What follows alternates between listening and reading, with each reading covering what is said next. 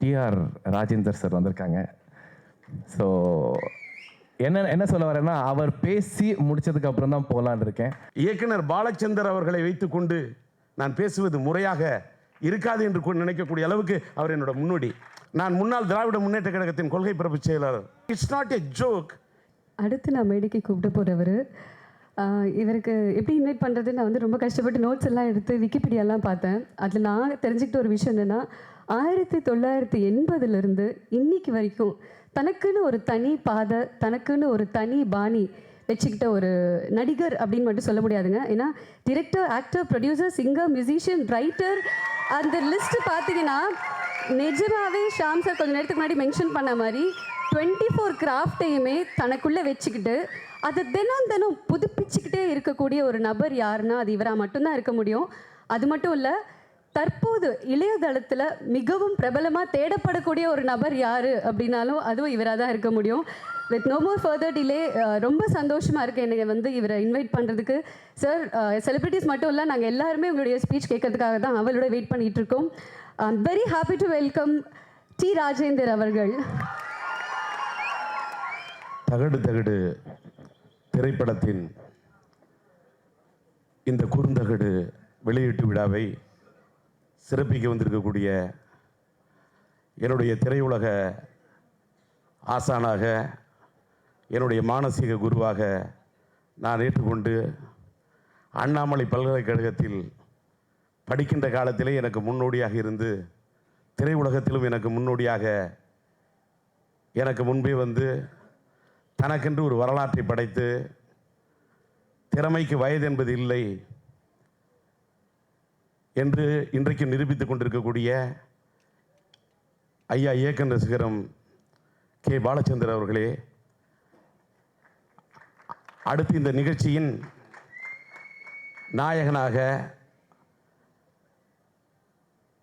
தகடு தகடு என்ற திரைப்படத்தின் தலைப்புக்கு ஏற்ப தன்னுடைய வரவே தமிழ் திரையுலகத்திலே ஒரு வித்தியாசமானது என்று ஒரு புரட்சி தமிழனாக உருவெடுத்து தனக்கென்று ஒரு தனி பாணியை வகுத்து கொண்டு தன்னம்பிக்கையின் சிகரமாக இருக்கக்கூடிய என் இனிய நண்பர் சத்யராஜ் அவர்களே, மற்றும் மேடையிலே அமர்ந்திருக்கக்கூடிய ஏனைய திரையுலகத்தின்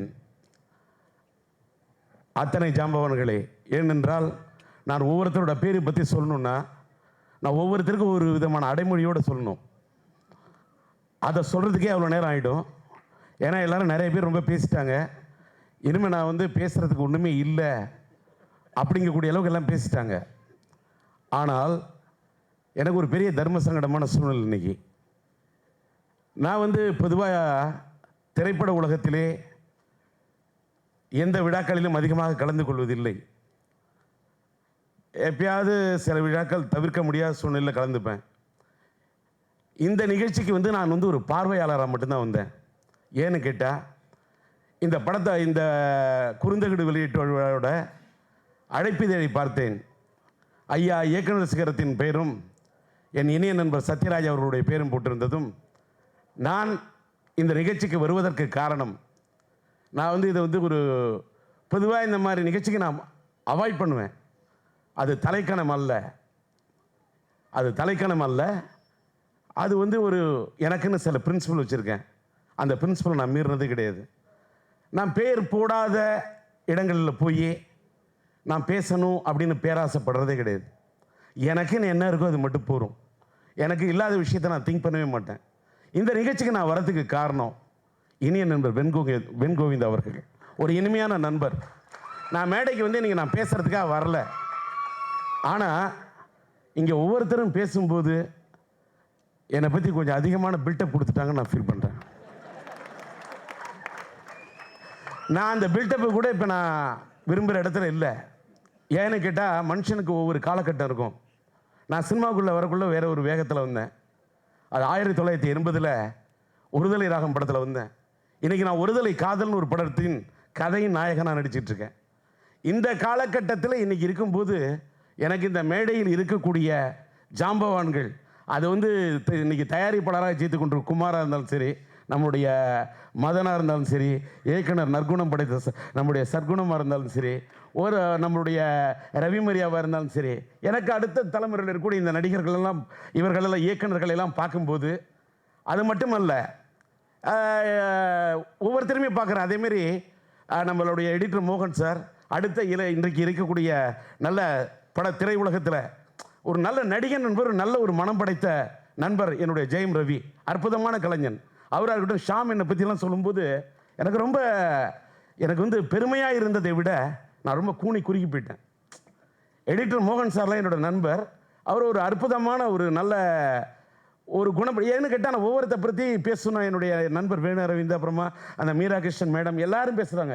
ஒவ்வொருத்தர் பேசுகிறது வந்து இப்போ ஒளிப்பதிவு செயின் வந்து டெக்னாலஜி பற்றி, வெண்கோ பற்றி எல்லாருமே ஒவ்வொருத்தரும் அற்புதமான கருத்துக்களை சொல்லிட்டாங்க.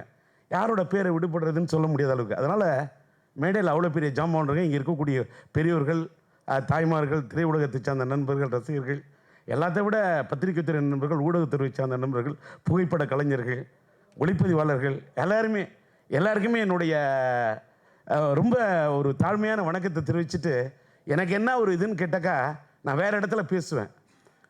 இயக்குனர் பாலச்சந்தர் அவர்களை வைத்துக்கொண்டு நான் பேசுவது முறையாக இருக்காது என்று நினைக்கக்கூடிய அளவுக்கு அவர் என்னோட முன்னோடி. இதை நீங்கள் எல்லாரும் நினைக்கலாம், நான் வந்து என்னை விட்டால் சில இடங்களில் வந்து நீங்கள் எவ்வளோ நேரம் பேசணும்னு சொல்கிறீங்க அவ்வளோ நேரம் பேசுவேன். எனக்கு டைம் லிமிட். அதான் என்ன, நீங்கள் it's not a joke.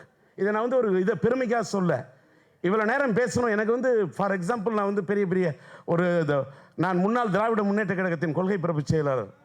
45 minutes பேசணும், 45 நிமிஷம் பேசணும் சொன்னால் 45 நிமிஷம் பேசுவேன். 46 நிமிஷம் ஸ்டாப் பண்ணுவேன். 50 நிமிஷம் பேசுனா பேசுவேன். இல்லை 1 மணி நேரம் பேசணும்னு சொன்னால் பேசுவேன். இல்லை இன்னும் கொஞ்சம் ஆடியன்ஸை வந்து கொஞ்சம் உட்கார வைக்கணும், இன்னும் கொஞ்சம் பேசினாலும் பேசுவேன். ஆனால் அப்படியெல்லாம் பேச முடியும் என்பது என்னோட தன்னம்பிக்கை. இதுக்காக நான் எவ்வளவு ட்ரெயின் ஆகி வந்திருப்பேன் அப்படிங்கிறது வந்து யாருக்குமே தெரியாது. இன்னைக்கு வந்து கிண்டல் பண்ணுறதுக்கு உலகத்தில் நிறைய பேர் வருவாங்க. ரொம்ப யாரை கிண்டல் பண்ண முடியும்? வளர்ந்தவங்களை மட்டும்தான் கிண்டல் பண்ண முடியும். வளராதவங்களை கிண்டலே பண்ண முடியாது. எப்போ வந்து உங்களை யாரோ ஒருத்தன் கிண்டல் பண்ணுறான்னா அப்போத்தான் நீங்கள் வளர்றீங்கன்னு அர்த்தம்.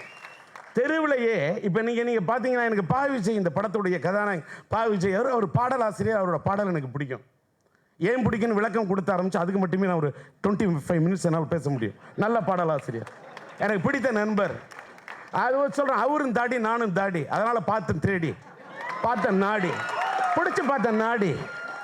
உடனே இவ்வளோ நேரம் நான் எதுக்கு போனேன், இப்போ ஒரு சில இப்போ மட்டும்தான் போட்டேன், அதுக்கு ஒரு கிளாப்ஸு. நான் என்ன பண்ண முடியும்?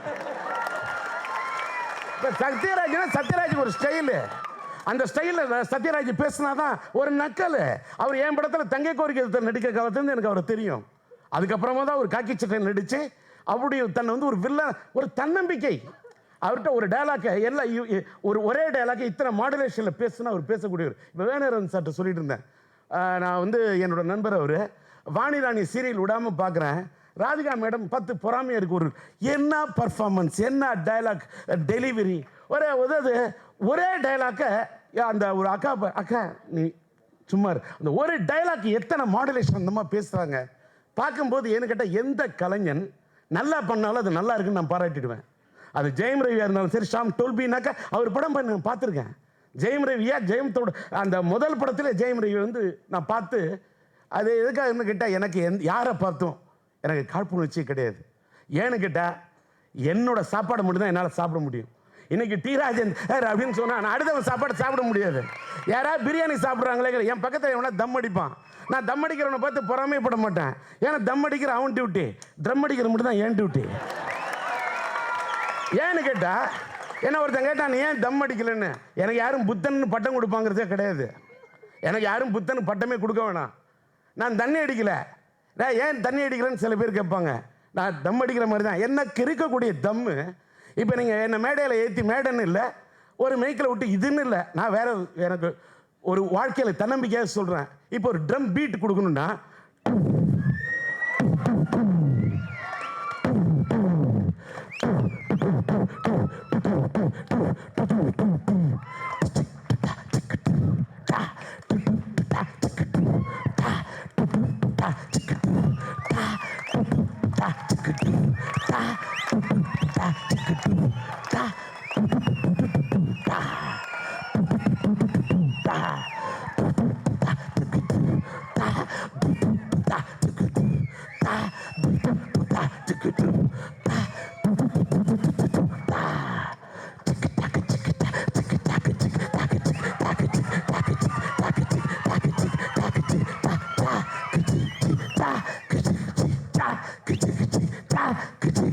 சா கிச்சி கிச்சி சா கிச்சி கிச்சி சா.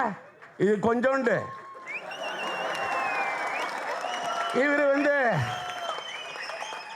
இன்னொன்னு, ஐ நெவர் யூஸ் திஸ் தண்டனகா. ஆனா நீங்க வந்து you are putting a brand for me தண்டனகா. இந்த somebody they are putting this தண்டனகா. சப்போஸ் எவன் இந்த பூமியில சுத்தாலும் கடைசியில தண்டனகா டனகனகா தண்டனகா டனகனகா. நீ அது ஒரு கணக்கு. இன்னைக்கு இருக்கிறவன் நாளைக்கு இருக்க மாட்டான், நாளைக்கு இருக்கிறவன் நாளைக்கு இருக்க மாட்டான். எவன் போனாலும் தண்டனகா. அங்க போய் நான் தண்டனகாலாம் வாசிக்க மாட்டேன். நாங்க கிளாஸா தான் மியூசிக் பண்ணுவோம்.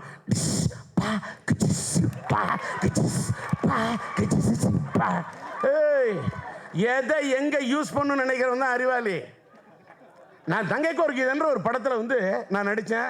சத்யராஜ் சாருக்கு தெரியும். நான் படித்தது எம்ஏ, நான் படித்தது MHT. What's the difference between the written constitution the unwritten constitution? What's the difference between the Americans return constitution and the British unwritten constitution?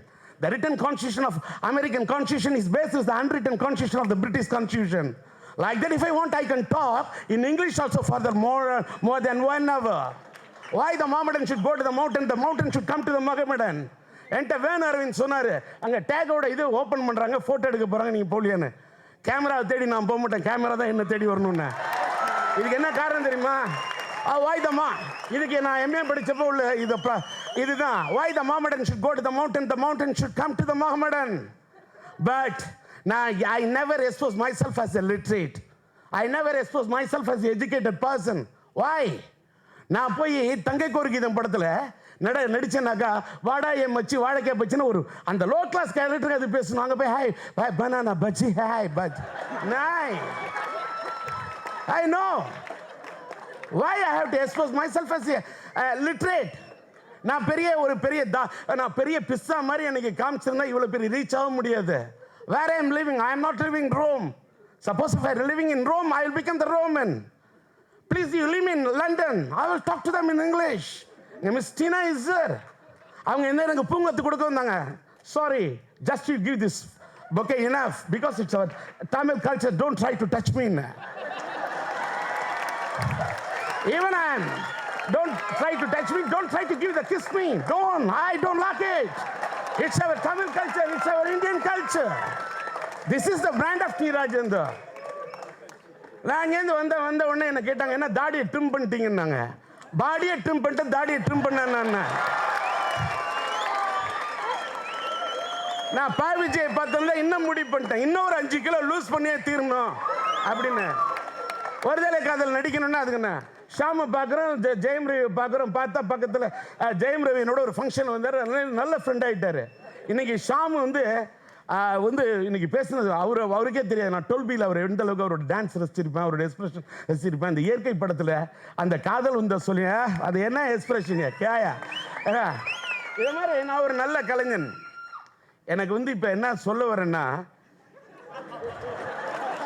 இந்த படத்துக்கு ஏன் என்ன பேசணும்னு என்ன பேச கூப்பிட்டுருக்க கூடாது. ஒரே இது நான் சொன்ன வெங்கோ இந்த என்ன பேசுறதுக்கு கூப்பிடாதீங்க அப்படின்னு சொல்லிட்டு தான் இந்த நிகழ்ச்சிக்கு வர காரணமாக இருந்த தங்கராஜ்கிட்டையும் என்னுடைய நண்பர் நம்ம நாகராஜ்கிட்டையும் சொன்னேன், என்ன வந்து மேடையில் பேச கூப்பிடாதீங்க. ஏன்னா பிகாஸ் நான் வந்து ஐ மீன் டயட், டோட்டலாக டயட்டில் இருந்து இத்தனை கிலோ வெயிட்டை குறைச்சிட்டு நான் ஷூட்டிங் போகிறதுக்காக இப்போ வந்துட்டு இருக்கேன். நான் டயட்டில் இருக்கக்கூடியனா எப்படிங்க வந்து பேசுறதுக்கு தம் இருக்கும்.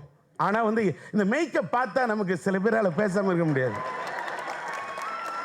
ஆனால் இங்கே வந்து ஏன் பேசணும்னு முடியும்னா, சில விஷயத்தை பேசாமல் போகக்கூடாது. ஒரு விஷயத்துக்கு நான் சொல்லிவிட்டேன். நம்பர் 1, வெங்கோவிந்தா அவரை பற்றி எல்லா எக்ஸ்ப்ளனேஷன் கொடுத்துட்டாரு. அவர் சொன்னார் பாரு, நண்பர் அழகாக சொன்னார், நீங்கள் ஏன் பெரிய படம் ஆரம்பிக்கல, ரவிமரியா தான் சொன்னார்னு நினைக்கிறேன், நீங்கள் ஏன் பெரிய படம் எடுக்கல, சின்ன படம் எடுக்கல. நான் வரும்போது வெறுங்கோவிந்தா வந்தேன், இப்போ வெண்கோவிந்தா ஆகிட்டேன். அப்படி சூப்பர் டயலாக் பண்ணிச்சு. எந்த அளவுக்கு நோட் பண்ணியிருக்கேன் பாருங்க. அவர் அதான் உண்மை. தான் வந்த லெவலை எவன் மறக்காமல் இருக்கணும், அவன் தான் பெரிய ஆள். இப்போ நான் டி ராஜேந்திரன் என்ற பெயரை கூட காண மயிலாட கண்டிருந்த வான்கோழி மாதிரி என் பேரை டி ராஜேந்திரன் மாற்றிக்கிட்ட என்னை இன்ஸ்பயர் பண்ண பெரிய டைரக்டர் யாருன்னு கேட்டால் கேபி அவர்கள் தான். அவர் வந்து இன்னைக்கு நீங்கள் எல்லாரும் சொல்றீங்க இந்த படத்தோட டைட்டில் பற்றி, இதுக்கு பொருத்தமானவர் பாலச்சந்தர் அவர்கள் மட்டுமே என்பதற்கு ஒன்று சொல்கிறேன். அவர் வச்ச டைட்டில் இன்னைக்கெல்லாம் நான் வாழ்க்கையில் டி ராஜேந்திரன் தன்னம்பிக்கைன்னு சொல்கிறான், எதிர்நீச்சல் போட முடியுன்றான். அந்த எதிர்நீச்சல் நான் போடுறதுக்கு காரணமே அவர் வச்ச டைட்டில் எதிர்நீச்சல் தான். வெற்றி வேண்டுமா போட்டு பாருடா எதிர்நீச்சல். ஒவ்வொரு இன்னொன்று, நான் வந்து BA gold medal, MA rank, என்னால் படிப்பில் வாங்க முடிஞ்சு 100க்கு 100. அவர் எடுத்த டைட்டில் 100க்கு 100. இதே மாதிரி ஒவ்வொரு டைட்டில், அவரோட டைட்டிலை பார்த்து ரசிச்சோம்னா அது மன்மத லீலைனாலும் சரி, ஒவ்வொரு, அதாவது இனிமேலுக்கு மரோச்சரித்திரை விட ஏக் துச்சை கலியை விட யாராவது காதல் கதை எடுக்க முடியுமா?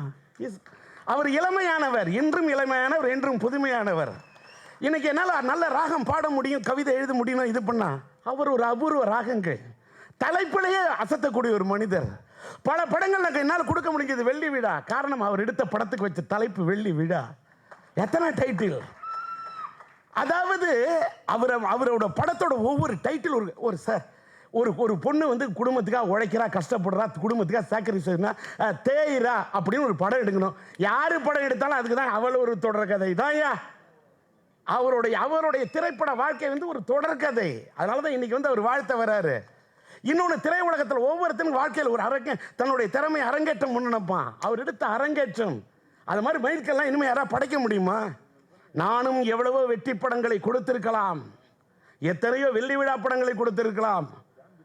ஒரு வருஷம் ஓடின படம்லாம் எடுத்திருக்கிறேன். தெலுங்குல டப் பண்ண பிரேமசாகரம் உயிருள்ள படம் 2 வருஷம் ஓடி இருக்கு. எவ்வளோ பெரிய வெற்றிகளை பார்த்தால் கூட நான்லாம் எப்பயுமே ஒரு இருகோடுகள் தத்துவம் என்னன்னு கேட்டால் நான் சின்ன கோடு நினைப்பேன். ஏன்னா பாலச்சந்தர் சார் பெரிய கோடுகளை போட்டவர். அவருடைய என்ன அடக்கம் பாருங்க சார். பாலச்சந்தர் சாரை பார்த்தாக்க சூப்பர் ஸ்டார் ரஜினி கமலுக்கு வருவார். பாலச்சந்தர் சாரை பார்த்தா சூப்பர் ஆக்டர் கமலஹாசன் ஞாபகத்துக்கு வருவார். பாலச்சந்தர் அவர்களை பார்த்தால் எத்தனையோ ஒரு சுஹாசினி, பாலச்சந்தர் அவர்களை பார்த்தால் சரிதா, எத்தனை கலைஞர்கள், இவ்வளவு பேரை உருவாக்குன இவரை பார்த்தால் அவர்கள் ஞாபகம் வரும். அவர்களை பார்க்கக்குள்ளலாம் இவர் ஞாபகம் வந்தால் தன்னுடைய அடையாளத்தை அவர் இழந்திருப்பார். தன்னுடைய அடையாளத்தை இழக்காத இயக்குனர். நான் கூட என்னோட டி ராஜேந்திரன் என்னோட அடையாளத்தை இன்ன வரைக்கும் இழக்கல.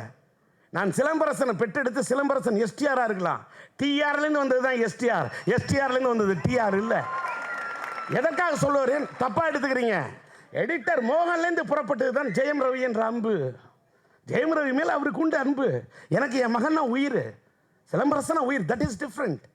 ஆனால் நான் என்னுடைய தனித்தன்மையை இழக்காமல் இருக்கிறனால ஒருதலை காதல் படத்தின் கதை நாயகன் நடிக்கிறேன். எதுக்கு சொல்ல வரேன்? ஒருதலை ராகத்திலிருந்து ஒருதலை காதல் வரை இத்தனை சாதித்தால் நான் இன்னும் ஒன்று சாதிக்கிறேன்னு நினைக்கிறேன். இந்த ஒருதலை காதல் படம் என்னோட முதல் படம் நினைக்கிறேன். இன்னைக்கு டயட் இருந்து இவ்வளவு தூரம் பாடியை ட்ரிம் பண்ணிட்டு நடிக்கணும்னா அந்த உழைப்பு வேணும். எந்த திரைப்படத்தம் எடுத்தாலும் அந்த உழைப்பை, இப்ப ராகேஷை பத்தி சொன்னாங்க, அந்த இயக்குனருக்கு வாழ்த்துக்கள், அவரோட உழைப்பை பற்றி சொன்னாங்க. அந்த மியூசிக் டைரக்டர் பாலமுரளி அவர் பாட்டை போட்டாங்க, அந்த உழைப்பு, அதை பாராட்டணும். வெங்கோவிந்தா இப்படி ஒரு திரைப்படத்தை எடுக்க வேண்டும் என்று சொன்னால் அதற்கு அவர் எடுத்துக்கொண்ட முயற்சி. பா விஜய் இந்த படத்துக்காக இருக்கு, அவர் எடுத்துக்கொண்ட அந்த கதாநாயகன் அவருடைய முயற்சி, அந்த சானியா தார, அந்த ஹீரோயின், இப்படி ஒவ்வொருத்தரும் ஒரு படத்தில் பணியாற்றக்கூடிய அத்தனை கலைஞர்களும் உழைத்தால் மட்டும்தான் ஒரு படம் வெற்றி பெற முடியும். ஆனால் இந்த படத்துக்கு என்ன டைட்டில் வச்சிங்க? ஒரு CD 30 ரூபா. அந்த டைட்டிலை மாற்றினதுக்கே முதல்ல வெண்கோவிந்தாவுக்கு நன்றி. ஏன்னு கேட்டால் அங்கே தான் பல்ஸ். ஒரு சினிமா படம் எடுக்கணும்னா பல்ஸ் தெரியணும், மாஸ் சைக்காலஜி தெரியாட்டா ஜெயிக்க முடியாது. மாஸ் சைக்காலஜி உங்களுக்கு தெரிஞ்சிருக்கு, அதனால டைட்டில் இவர் சொன்ன மாதிரி, ரவிமரியா சொன்ன மாதிரி அந்த டைட்டில் மாற்றினீங்க, அற்புதம். இதில் என்னன்னு கேட்டாக்க இங்கே எல்லாரும் பேசினாங்க, எடிட்டர் மோகன் பேசினாரு, ரவிமரியா பேசினாங்க, நம்ம மீரா கிருஷ்ணன் ஒரு கருத்து சொன்னாங்க. எல்லாரும் வந்து திருட்டு விசிடி பார்க்காதீங்க, எல்லாரும் போய் தேட்டரில் படம் பார்க்கணும் அப்படின்னாங்க. தேட்டரில் மக்கள் படம் பார்க்க தயாருங்க. டிக்கெட் ரேட் என்னங்க? டிக்கெட் ரேட் என்ன கொடுத்து மக்கள் பார்க்க முடியுமா? ஒன்றுங்க, நான் ஒரு கருத்தை சொல்கிறேன். எடிட்டர் மோகன் அவர்கள் சொன்னார், மத்திய அரசும் மாநில அரசும் இந்த திருட்டு விசிடியை ஒழிக்க முற்படும். நிச்சயமா சொல்றேன், அரசு முற்படும் என்ற கருத்தை முதலில் வைத்திருக்கக்கூடிய திரையுலகத்தினரை பார்த்து நான் வருத்தப்படுகிறேன்.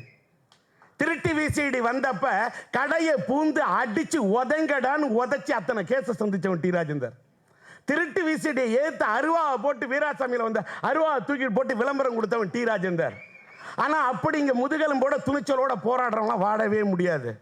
ஒன்னு நீ அடுத்தவன மாதிரி கோழையா இருக்கணும். நான் கோழையா வேணா, மனிதன் வந்து ஏழையா பிறக்கலாம், கோழையா இருக்கவே கூடாது. சினிமா உலகத்தில் ஒண்ணுன்னு நம்மளுடைய சொத்தை ஒருத்தன் அடிச்சு சாப்பிட்றான்னா ஒன்றும் இல்லைங்க. இந்தியன் கவர்மெண்ட்டை பார்த்து ஒரு கேள்வி கேட்டேன்னா, நான் வந்து அரட்டையரங்கெல்லாம் நடத்தக்கூடிய ஒன்று, ஒரு ரூபா நோட்டு இருக்கு, ரூபா நோட்டு, 1000 ரூபாய் நோட்டு, 500 ரூபா நோட்டு, அது எவனாவது ஒருத்தன் கள்ள நோட்டு அடிச்சுட்டா கவர்மெண்ட் விட்டுருமா? அதை மட்டும் பிடிக்கிறீங்களே. அப்போ ஒரு ஒரிஜினலாக ஒரு படத்தோட உரிமையை காப்பிரைட்ஸ் இந்த நாட்டில் is Dhar any value for the copyright act? இந்த காப்பிரைட் ஆக்டை பற்றி ஏதாவது போலீஸ் ஸ்டேஷனில் போய் இப்போ முக்கியமாக ஹை அஃபிஷியல்ஸை தவிர ஒரு சாதாரண ஸ்டேஷனில் போய் பேசி பாருங்க, முடியாதுங்க, கஷ்டம். இந்த நாட்டில் ஏமாறுறவங்க இருக்கிற வரைக்கும் ஏமாத்துறவங்க ஏமாற்றிக்கிட்டே இருப்பாங்க. இதுதான் உண்மை. சும்மா நம்ம மேடையில் அழகாக பேசலாம். சினிமா உலகத்தில் அத்தனை தடவை கூட்டம் போடுவாங்க, கூடி பேசுவாங்க. கர்நாடகாவில் ஏன் 3TV சீரி வரலாம்? அங்கேயும் விஞ்ஞான முன்னேற்றம் தானே. கர்நாடகாவில் இருக்கக்கூடிய கன்னட ப்ரொடியூசர்களுக்கு இருக்கக்கூடிய உணர்வு இங்கே கிடையாது. இதான் உண்மை. ஆந்திராவில் வந்து ஏன் சினிமா நல்லா ஓடுது, சூப்பர். ஆந்திரா ஆடியன்ஸ் தேட்டருக்கு வராங்க சார். ஆடியன்ஸு சினிமா தேட்டரில் வந்து காம்ப்ளெக்ஸ் இருக்கு. இப்போ சத்யம் தேட்டருக்குன்னா சத்யம் தேட்டருக்கு ஒரு ப்ரைஸ் வச்சுங்க, நியாயம். சாதா தேட்டருக்கும் டிக்கெட் ரேட் என்ன ஒன்று? ட்ரெயினில் வந்து எல்லாருக்கும் ஒரே இடத்துல ஒரு 1000 ரூபா கொடுத்துற ட்ரெயினில் எல்லாரும் ஒரே சீட்டில் போய் உட்காருவியா? தமிழ் சினிமாவில் மட்டும் என்ன தேட்டரில் 150 ரூபா கொடுத்தா எல்லாரும் ஒரே இடத்துல உட்காந்துக்கலாம்னா எப்படி ஒரே தரத்தை கொண்டாந்தீங்க? நாங்கள் பாலச்சந்தர் சாரு, நான், பாரதி ராஜா சாரு, பாக்கியராஜ், இப்போ அத்தனை டைரக்டர்கள் படம் கொடுத்தோமே.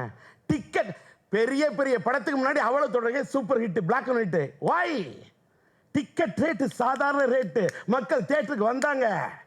இன்னைக்கு சேலஞ்சா சொல்றேன் சார், டிக்கெட் ரேட்டை ஒன்றும் இல்லை சார், ஒரு பெரிய நல்ல காம்ப்ளெக்ஸ் தேட்டரில் இந்த ரேட்டு வைங்க, சாதா தேட்டருக்கே இந்த ரேட்டு. ஏன்னா ப்ரொடியூசர்ஸ்களுடைய நம்பருடைய இதை சொல்றதுனால எனக்கு கவலையே கிடையாது. ப்ரொடியூசர்களுடைய பேராசை, ஏன் விநியோகர்களுடைய பேராசை, நடிக்கக்கூடிய நடிகர்களுடைய பேராசை, இவ்வளவு கோடி நம்மளே வாங்கிக்கிட்டு ஜனங்களை கொள்ளையடிக்கணும்னா டிக்கெட் ரேட்டை கூட தான் வித்தாகணும். ஏன் இவ்வளவு ரேட்டு யோசிச்சு பாருங்க. ஒரு ஏவிஎம் ராஜேஸ்வரி தேட்டரில் 50 ரூபா டிக்கெட்டு, எவ்வளவு கிரௌடு போய் பாருங்க. ஏன் நம்மளால முடியும்? நான் ஒன்று சொல்றேன், கிளாஸ் பிரிச்சிங்க. 5 ஸ்டார் ஹோட்டல், தாஜ் கோராமெண்டல் ஹோட்டலும் த லீ மெரிடியன் ஹோட்டலும் நீ சாதாரண ஹோட்டலும் ஒன்றா இருக்குன்னு நான் சொல்ல. ட்ரெயினில் ஃபர்ஸ்ட் கிளாஸ் இருக்கு, ஏசி இருக்குது, செகண்ட் ஏசி இருக்கு. அது மாதிரி தரம் பிரிச்சுங்க. எல்லா பெரிய நடிகர்களும் வச்சு சினிமா படம் எடுத்துருவீங்களா? எத்தனை பெரிய நடிகர்கள் வச்சு எத்தனை படம் எடுக்க முடியும்? இன்னைக்கு சின்ன படம் எடுக்கக்கூடிய அது மட்டும்தாங்க சினிமாவை வாழ வச்சுக்கிட்டு இருக்கு. அந்த சின்ன படம் எடுக்கக்கூடிய தயாரிப்பெல்லாம் செத்து சுண்ணாம்பாகுறான். குரல் கொடுக்க யாரும் இல்லை. ஒன்று போராட தெரிஞ்சவங்க பதவிக்கு வாங்க, இல்லை ஆட்சியில் இருக்கிறவங்க பூ போட்டாவது நீங்க எங்களோட கோரிக்கை நிறைவேற்றித்தாங்க. சின்ன தயாரிப்பால் எப்படி வாழ முடியும்? தியேட்டரில் நான்லாம் 365 நாள் படம் எடுத்தவன் 3 நாளைக்கு படம் ஓட மாட்டேங்குதியா? இதெல்லாம் இன்னைக்கு இதுக்கெல்லாம் 3 நாளைக்கெல்லாம் இனிமேல் வெற்றி விழா கொண்டாடக்கூடிய நாடு இதுனா ரொம்ப கேவலமாக இருக்கு. நல்லா 365 நாள் நாங்கள் ஓடின படத்தை நான் பாலச்சந்தர் அவர்களை வைத்துக்கொண்டே சொல்கிறேன். நாங்கள்லாம் சாய்ச்ச அந்த காலம் வந்து சினிமாவின் பொற்காலம். அவரை வச்சுட்டு இந்த விஷயத்தை பதிவு பண்ணும். சத்யராஜெல்லாம் இன்னைக்கும் எந்த கேரக்டர் வேணாலும் நடிப்பேன். அது ஒரு வர்சடைல் ஜீனியஸ், அந்த வெரி குட் ஆக்டர். என்னோட லைஃப்ல இவர்கள் அந்த தகடுன்னு பேர் வச்சிருக்கீங்க. சிடியை ஒழிச்சிட முடியுமா? சிடியை ஒழிச்சிட முடியும். தயவுசெய்து மேடையில் சும்மா வீராவேசமாக டயலாக் பேசவே பேசாதீங்க. அதை ஒழிக்கணும்னா இந்த தயாரிப்பாளர்களுள்ள ஒற்றுமை வரணும். வராது. பாலிடிக்ஸ் வெளியில் இருக்கலாம், சினிமாவுக்குள்ளே பாலிடிக்ஸ் எப்படி வரும்? சினிமாவுக்கு ஜாதி, சினிமாவுக்கு அரசியலே கிடையாதுயா. சினிமாவில் திமுக ப்ரொடியூசர், அதிமுக ப்ரொடியூசர், நம்மளாம் சினிமாக்காரன். எனக்கு சோறு போட்டது சினிமா, அரசியல் அல்ல. நான் சினிமாவோட பேர் வாங்கினதுக்கு பிறகு தான் அரசியலுக்கு போனேன். என் சினிமாவை வச்சு தான் நான் வாழ்ந்தேன், அரசியலை வச்சு வாழல. இன்னைக்கும் வாழல. அரசியலில் 10 பைசா சம்பாதிக்காத நேர்மையான ஒரு அரசியல்வாதி. 234 தொகுதிகள் எம்எல்ஏக்களை கரைபிடியாத கரத்துக்கு சொந்தக்காரன்னு பேரை அன்றைய முதல்வர் கலைஞர்கிட்ட வாங்கினேன். ஆனா என்ன இது, 234 தொகுதியில் கரைபிடியாத கரத்துக்கு சொந்தக்காரன் புழைக்க தெரியாதவன்னு அர்த்தம். இதுதான் உண்மை. இங்க புழைக்க தெரியாதவனா கூடாது, புழைக்க தெரியணும். ஆனா நான் ஒரு சட்டமன்ற உறுப்பினராக திமுகவின் கொள்கை பரப்பு செயலாளர் இருந்தப்ப ஒரு பிரச்சனைன்னா போய் சீஃப் மினிஸ்டர்கிட்ட பேசுவோம். இப்ப ஏன் சீஃப் மினிஸ்டர் பார்த்து பேச முடியல? உங்களுக்கு என்ன ப்ராப்ளம்? உங்களுக்கு ப்ராப்ளம் இருக்குன்னா ஒன்று ஒதுங்கிடணும். ஒதுங்காம எதுக்கு பாலிடிக்ஸ் பண்றீங்க? சினிமாவை எவன் வாழ வைக்கிறது? கிளாஸ் பீப்புள், பிரம்மாண்டமான படம் எடுக்கக்கூடிய நடிகர்களும் ஒரு கேட்டகரி பிரிச்சுங்க. அவங்க படத்துக்கு நீங்க என்ன வேணாலும் ரேட்டு வைங்க. ஆடியன்ஸ் வருவாங்க. நல்ல படைப்பு வரும்னா பாலச்சந்தர் பெரிய super star super actor Kamalahasan நம்பி படம் எடுக்கலையா? அவர் திறமையை நம்பி எடுத்த படம் அபூர்வராங்க. இரும்பு கேட்ட திறந்துக்கிட்டு சூப்பர் ஸ்டார் ரஜினி வராருன்னா நாளைய சூப்பர் ஸ்டார் ரஜினி அன்னைக்கு எவனா போஸ்ட் அடிச்சு விட்டானா? அன்னைக்கு சூப்பர் ஸ்டார் எங்களுடைய கே பாலச்சந்தர் தான். நான் அபூர்வராகங்கள் படம் பார்க்க போனேன்னா அதுக்கு தான் போனேன். டி ராஜேந்தர் இப்படி பேசணும்னு என்னடா இவன் இப்படி பேசுறான்? பேசுவேன். நான் பேசாட்டா தமிழ்நாட்டில் எவையா பேசுவான்? நான் பேசாட்டா எவன் பேசுவான்? என்னமா டி ராஜேந்தர் இவ்வளவு நேரம் பேசுறதுக்கு வேற அடுக்குமொழியா பேசுறேன்? டி ராஜேந்தருக்கு அனைத்து மொழியும் தெரியும். ரைம்ல பேசுறேன் என்ன கிரைமா? அடுத்த கேள்வி, நீயே ரைம்ல போட்டுக்கிற? நீ மட்டும் தலைப்பு வந்து ரைம்ல போட்டுப்பீங்க. தாறுமாறு, தகராறு, வரலாறு. நீங்க மட்டும் எதுக்கு மோனை பயன்படுத்தலாம், நாங்க பயன்படுத்தக்கூடாதா? எதற்கு சொல்றேன்னா, இன்னைக்கு ஏன் திருட்டு விசிறி பத்தி பேசுறேன்னா, இன்னைக்கு சினிமா வாழணும்னா டிக்கெட் ரேட்டு குறைக்கப்படணும். அப்பதான் ஆடியன்ஸ் தேட்டருக்கு வருவாங்க. நான் ஒன்று சொல்றேன் சார், சாதாரண ரேட்டு வந்து சாதாரண படங்களுக்கு பெரிய பட்ஜெட் படங்களுக்கு ஒரு ரேட் வச்சுங்க. சாதாரண சின்ன படங்களுக்கு டிக்கெட் ரேட்டு தேவைகள் குறைக்க வேணும். அம்மா உணவகம் திறக்கப்பட்ட இந்த நாட்டில், அம்மா பேர்ல தண்ணீர் கிடைக்கக்கூடிய குறைந்த விலையில் மலிவு விலையில் கிடைக்கக்கூடிய இந்த நாட்டில் திரையரங்குகளின் டிக்கெட் மட்டும் ஏன் சார் இவ்வளவு விற்கப்பட வேண்டும்? என்னோட கேள்வி இது. Whether tomorrow whether you are going to print it or not, whether you are going to telecast it or not, that is immaterial. I am not bothered about it, but it's my duty to record this matter here because this picture's title itself about the video piracy. இந்த படத்தின் title ஒரு அற்புதம். இந்த title வச்சதுக்கே வெங்குவங்களுக்கு பாராட்டு. டெக்னாலஜியோட போற எந்த அளவுக்கு வெற்றி பெறும் என்பது அடுத்தது. whether he is going to get the success or not, that is immaterial. But அவரோட அட்டெம்ப்ட் அருமையா இருக்கு. அங்க இருக்கக்கூடிய வந்து எல்லாத்தையும் துபாயில வந்து ஒரு அற்புதமான ஒரு பெரிய ஷிப்பிங் ட்ரேட் பண்றாரு. அப்படி பண்ணக்கூடிய மனிதன் இங்க எல்லாத்தையும் மானிட்டர்ல இது பண்றாருன்னா, இங்க இருக்கக்கூடிய ப்ரொடியூசர்ஸ் கவனிக்கணும். இங்க யாரையும் சொல்ல, சில பேர் இங்க மானிட்டர் அடிச்சு படுத்தா போறாது. அவர் மாதிரி மானிட்டர் பார்த்தா கூட சினிமா தொழில் அக்கறை பண்ணணும். சினிமாவை நேசிச்சு எடுக்கணும். சும்மா ஏனோ வந்தோம் போனோம் எடுத்தா சினிமா எப்படி இருக்கும்? சினிமாவை நேசிக்க வேண்டும். நேசித்தால் மட்டும்தான் சினிமா வாழும். அந்த வெண்கோவிந்தா அவர்களை பற்றி சொன்னதை போல அவர் சினிமாவை நேசிக்கிறார். இன்னும் நேசிக்கிறார் என்று சொல்ல விட சுவாசிக்கிறார். அப்படி சுவாசித்தால் மட்டும்தான் சினிமா வாழும் என்ற காரணத்தால் வெண்கோவிந்தா இதை போன்ற நிறைய திரைப்படங்கள் எடுக்க வேண்டும். இந்த தமிழ் திரையுலகத்துக்கு அவருடைய பங்கு இருக்க வேண்டும். பெரிய நடிகர்களை மட்டும்தான் படம் எடுப்பேன் என்று இல்லாமல் புதிய இயக்குநர்களுக்கு வாய்ப்பு தருவேன்.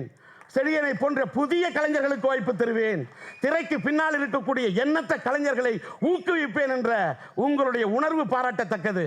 அதனால் அந்த உணர்வுக்கு வெற்றி பெறும் வகையிலே இந்த படத்தில் பணியாற்றிய அத்தனை கலைஞர்களையும், திரைக்கு பின்னணியில் பணியாற்றிய அத்தனை தொழில்நுட்ப கலைஞர்களையும், இந்த நிகழ்ச்சியை சிறப்பிக்க வந்திருக்கக்கூடிய அத்தனை நெஞ்சங்களுக்கும் என்னுடைய மனமார்ந்த நன்றியை தெரிவித்துக் கொண்டு, நான் கொஞ்சம் அதிக பிரசங்கித்தனமா சில பேர் பேசிட்டு நினைச்சா ஐ எம் நாட் பாதர். இது அதிக பிரசங்கித்தனம் இல்லை. சினிமாவை சாவடிக்கிறாங்க. மூச்சு இருந்தாதான் என் வாழ்க்கை. எங்களுக்கெல்லாம் பேச்சு மூச்சு எல்லாமே சினிமா தான். எனக்கு போடுற சோறு சினிமா தான். இன்னை வரைக்கும் நான் கோயிலை பார்த்து கையெடுத்து கும்பிட மாட்டேன். திரையரங்கத்தை பார்த்து தான் கையெடுத்து கும்பிடுவேன். ஏன்னா அதுதான் எனக்கு சோறு போட்டுது. திரையரங்கம் தான் என்னுடைய கோவில். அதுக்கு வந்து செல்லக்கூடிய மக்கள் ரசிகர் மட்டும்தான் என்னுடைய தெய்வம்.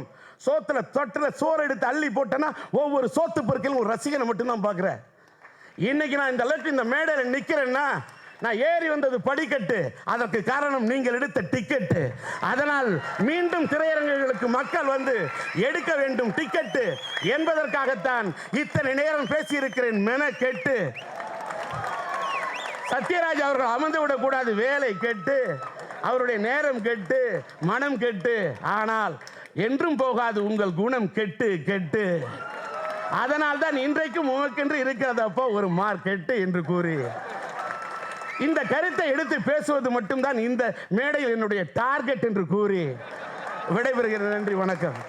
அடுத்து இப்போ நம்ம முன்னாடி பேச போகிறவர் ஆக்சுவலாக நம்ம படத்துடைய டைட்டிலுக்கு சொந்தக்காரர் யாருன்னா அது இவர் தான். அது மட்டும் இல்லைங்க, நக்கல் லொல்லு நையாண்டி இதெல்லாம் வந்து அவருடைய ரத்தத்திலே ஊறி இருக்கு அப்படின்னு சொன்னாலும் அது மிகையாகாது. சவுத் அமிதாப், தென் அமிதாப் என்று கூறும் அளவிற்கு குணச்சித்திர கதாபாத்திரங்களில் தற்போது அசத்தி கொண்டு மிரட்டி கொண்டிருக்கும் திரு சத்யராஜ் அவர்களை ஓரிரு வார்த்தைகள் பேச அழைக்கிறோம்.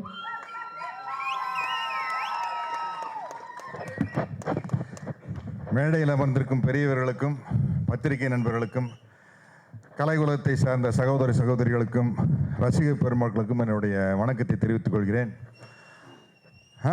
ஒன்று நான் என்ன பேசணும்னு நினச்சினா எல்லாமே எனக்கு மறந்து போச்சுங்க. டிஆர் சார் பேசினார், மார்க்கெட்டு பல இட்டு போட்டு பேசினார். ஆனால் ஒரு முக்கியமான இட்டை விட்டார் டிஆர் சார், துட்டு.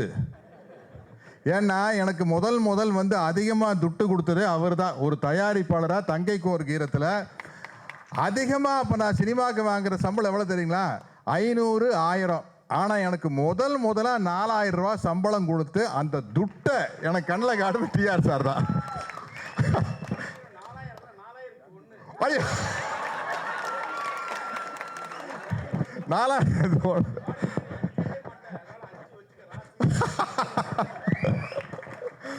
அடே அப்பா. அதாவது நான் ஒன்று சொல்லுவேங்க, இந்த டிப்ளமசி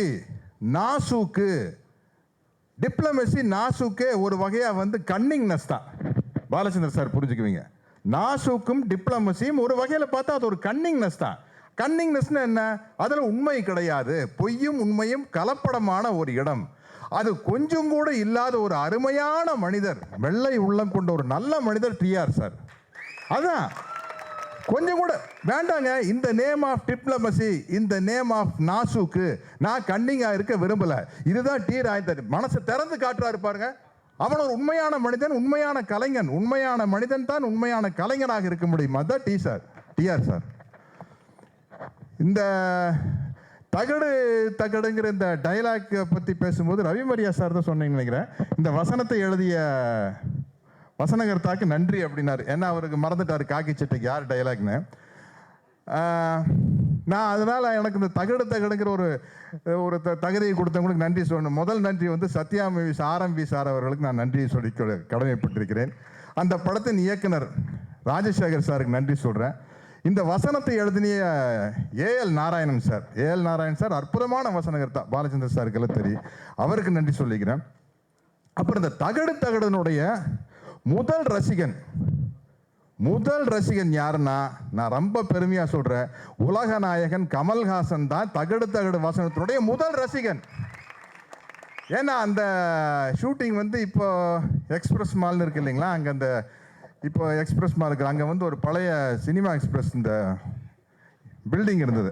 அங்கே நைட் ஒரு 12 மணிக்கு ஷூட்டிங்கு, ஒரே இடி மின்னல் மழை, ராத்திரி 12 மணிக்கு எல்லாருக்கும் தூக்க கலக்கம். இந்த சீன் அடிக்கையில் என் பக்கத்தில் கமல் சாரும் அந்த படத்தினுடைய கதாநாயகி மாதவி இருக்காங்க. ஆப்போசிட்டில் அந்த இன்னொரு கேரக்டர் நிற்கிறாரு. அவர்கிட்ட தான் நான் வசனம் பேசுவேன். அந்த பணத்தை எல்லாம் தோண்டி பார்த்தோன்னா உள்ளே அதில் ஒரு தகடு வச்சு கடத்துறத ஒரு கதை. எல்லாம் தோண்டி பார்ப்பேன், எல்லாம் பணத்தை எல்லாம் எரிச்சு உள்ளே பார்த்தா அந்த தகடு இருக்காது. நான் கேட்பேன் அவர்கிட்ட, டே ஜனா பணத்தை நீர் தான் பார்சல் பண்ணேன். ஆமாம் சார். தகடுங்கண்ணே அப்படின்னா அவருக்கு அந்த இடி மின்னல் சத்தத்தில் காது கேட்கல. தகடுங்கண்ணே அப்படின்னு சைலண்டாக இருந்தார். தகடு அப்படின்னா இதேதான். இதே கிளாப்ஸும் சிரிப்பும் ஃபஸ்ட்டு வந்தது நம்ம உலகநாயகன் கமலஹாசன் கிட்ட இருந்தான். பெருசாக சிரிச்சாரு. டைரக்டர் வந்து, சார் இதில் சிரிக்கிறதுக்கு என்ன சார் இருக்குது? இல்லை சார் அது சத்யராஜ் சொன்ன ஸ்டைலை பாருங்களேன், சத்யராஜ் ஒரு சொல்லி காட்டுங்க அப்படின்னா. அதை சொல்லி காட்டினதுக்கப்புறம் அதை டைரக்டர் ரசித்து, அதுக்கப்புறம் அந்த படத்தில் எல்லாம் எனக்கு நீங்கள் பார்த்தீங்கன்னா க்ளோஸ்அப்பாக இருக்கும். பச்சி சொல்லிச்சு, பச்சி பாஸ்கர் அப்படின்னு எல்லாம் கடைசியில் க்ளோஸ்அப்பாக எடுத்து சேர்த்துனாங்க. அதுக்கு என்ன காரணம்னா, ஒரு நல்ல கலைஞன் தான் வந்து ஒரு நல்ல ரசிகனாக இருக்க முடியும். அதுதான் உலகநாயகன் கமல் அவர்கள். அந்த படம் ரிலீஸ் ஆனதுக்கப்புறம் ஒரு தடவை கவிதாலயாலேருந்து எனக்கு ஃபோன் வந்தது. பாலச்சந்தர் சார் உங்களை பார்க்கணும். பாலச்சந்தர் சார் ஞாபகம் இருக்குன்னு நினைக்கிறேன். நான் ஆஃபீஸ்க்கு போனேன். அவர் உரிமையாக வந்து கமல் சார் வந்து அவருடைய சிஷ்யன் தானே, அதனால் அவர் ஒருமையில் தான் பேசுவார். போனோன்னே எனக்கு ரொம்ப சந்தோஷம். பாலச்சந்தர் சார் கூப்பிட்டாரு. எதுக்கு கூப்பிட்டான்னு தெரியல. போனோன்னே இதுதான் ஆரம்பித்தார். நம்ம கமல் இருக்கானே, அவன் வந்து யாரை அல்ப சுல்பமாக பாராட்டவே மாட்டான். அவன் உங்களை பற்றி என்கிட்ட ரொம்ப சொல்லிட்டான். உங்களை வந்து என் படத்தில் என் டைரக்ஷன் நடிக்க வைக்கணும்னு சொல்லிட்டான். நான் ஏதாவது ஒரு வித்தியாசமாக பண்ணணும்னு நினைக்கிறேன். அப்போ ஈழத்தமிழர்கள் பிரச்சனை அப்போ இருந்திருக்குது. அவங்களுடைய பிரச்சனையை மையமாக வச்சு ஒரு 10,000 அடியில் படம், அது Black and White படம். ஏன்னா அப்போவே இப்போ சினிமா வந்து கலருக்கு வந்துருச்சு. ஒரு Black and White படம் 10,000 அடி தான் வரும். அதில் நீங்கள் நடிப்பீங்களா அப்படிங்கிறார். யார்? சூப்பர் ஸ்டாரையும் சூப்பர் ஆக்டரையும் உருவாக்கின ஒருவர். நான் சொன்னேன், சார் உங்கள் டைரக்ஷனில் ஒரே ஒரு ஷாட் வந்தாலும் கூட போகிறேன் சார், நான் நடிப்பேன். எனக்கு எதுவுமே நான் உங்ககிட்ட பேச விரும்பலை. நான் உங்கள் டைரக்ஷனில் ஒரு ஷாட் நடிக்கணும்னு ஆசைப்படுறேன் அப்படின்னு சொன்னேன். அப்புறம் அன்னைக்கு இருக்கிற சென்சார் பிரச்சனைகளில் சென்சார் போர்டில் விசாரிச்சிருக்காரு. அப்படி ஒரு படம் எடுக்கணும் அப்படின்னா, இல்லை சார் அது இப்போ நீங்கள் எடுக்கிற படத்தை வச்சு முடிவு செய்ய முடியாது சார், அன்றைய சூழ்நிலையில் அந்த பிரச்சனை எப்படி இருக்குதோ அதை வச்சு தான் சார் சென்சார் கொடுக்க முடியும் அப்படிங்கிற மாதிரி ஏதோ சிக்கல் இருந்தது. அதனால் அந்த படம் எடுக்க முடியாமல் போச்சு. அதுக்கப்புறம் அவர் டைரக்ஷனில் வந்து எனக்கு எது வரவே வராதோ அதை பண்ண வேண்டியதாக போச்சு. டான்ஸில் வந்து ஒரு பாட்டில் ரஜினி சார், விஜயகாந்த் சார், நான்லாம் சுகாசினியோட ஒரு பாட்டில் நான் சொன்னேன், சார் எனக்கு எது சரியாக வராதோ அதை கூப்பிட்டு எனக்கு கொடுக்குறீங்களா சார் அப்படின்னு. எப்படியோ வந்து எனக்கு அவருடைய டைரக்ஷனில் ஒரு ஷாட் நடித்த ஒரு பெருமை எனக்கு இருக்குது. இங்கே வந்து வெண்கோவிந்தா அவர்களுக்கு அது எப்படி வெண்கோவிந்தா வெறுங்கோவிந்தா அப்படிங்கிறது இவ்வளவு எதுகை முனையாக பேசுகிறாரு. என்ன எனக்கு சரியாக தமிழ் பேச வராது, எப்படி இப்படி எதுகை முனையாக பேசுகிறாரு அப்படின்னு யோசிச்சேன். அது டிஆர் சார் கூட சேர்ந்த பழக்கம்னு தான் நினைக்கிறேன். அதாவது இல்லைங்க, ஒரு மனுஷனுக்கு அதுக்கு ஒரு தனி திறமை வேணும். நான் வந்து அதிகமாக வாங்கின சம்பளம் 4001 இல்லை 4001 அப்படின்னு சொல்லி அதுக்கு ஒரு ரைமிங் போட்டார் பார்த்தீங்களா. அதனால் வந்து அவர் சொன்னது தான், எவன் ஒருத்தன் வந்து உச்சத்தை தொடுறானா காஞ்ச மரம் தான் கல்லடி போடும், எவன் பாப்புலரா இருக்கிறானோ அவனத்தை ஏதாச்சும் மிமிக்ரி பண்ணுவாங்க, கிண்டல் பண்ணுவாங்க. என்ன ஒரு ஆர்டிஸ்ட்டை வந்து மிமிக்ரி பண்ணோம்னா அவனுக்கு ஒரு ட்ரெண்ட் செட் ஆனாதான் மிமிக்ரி பண்ண முடியும். நீங்கள் சரியாக நடிக்காதவனை பார்த்து ஒரு சரியாக நடிக்க வராதவனை பார்த்து எப்படி மிமிக்ரி பண்ணுவீங்க? மிமிக்ரி பண்ணும்னாலே அவன் ஒரு சிறந்த கலைஞனாக இருந்தால்தான் அவனை மிமிக்ரியை பண்ண முடியும். அப்படி ஒரு மாபெரும் கலைஞர் டிஆர். என்ன ஞாபகம் இருக்குது, ஒரு படத்தில் வந்து டைட்டில் கார்டு போடையில் அந்த அவருடைய சின்ன வயசு கேரக்டர் வந்து ட்ரெயினில் பிச்சை எடுத்துகிட்டு வரும். அப்போ யாரோ ஒருத்தன் கேட்பான், ஏன் தம்பி இந்த சின்ன வயசில் பிச்சை எடுக்கிற, உனக்கு வேறு ஒன்றுமே தெரியாத அப்படின்னு சொன்னேன்.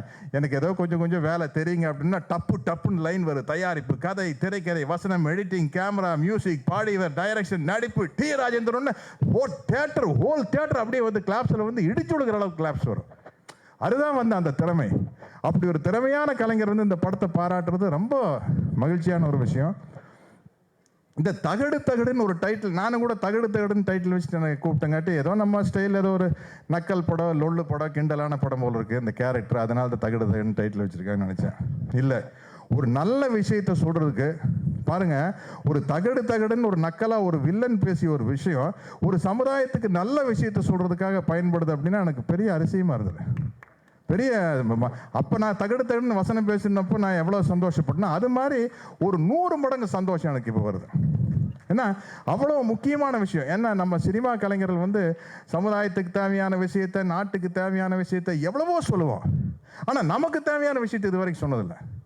நமக்கு தேவையான சினிமாவுக்கு தேவையான விஷயத்தை முதல் முறையாக சொல்கிற இந்த படத்தை நான் மனமாற பாராட்டுறேன், நான் தலை வணங்குறேன். அந்த படத்தினுடைய இயக்குனர் ராகேஷ் அவர்களுக்கும் வாங்க இருக்கு படத்தினுடைய இயக்குனர் ராகேஷ் அவர்களுக்கும் இப்படி ஒரு அற்புதமான படத்தை கொடுத்த அந்த வெண்கோவிந்தன் அவர் தயாரிப்பாளர் அவருக்கும் என்னுடைய மிகப்பெரிய நன்றியை தெரிவிச்சுக்கிறேன். இதில் திருட்டு விசிடி விற்கிறவரா விஜய் நீங்கள் பண்ணியிருக்கீங்களா?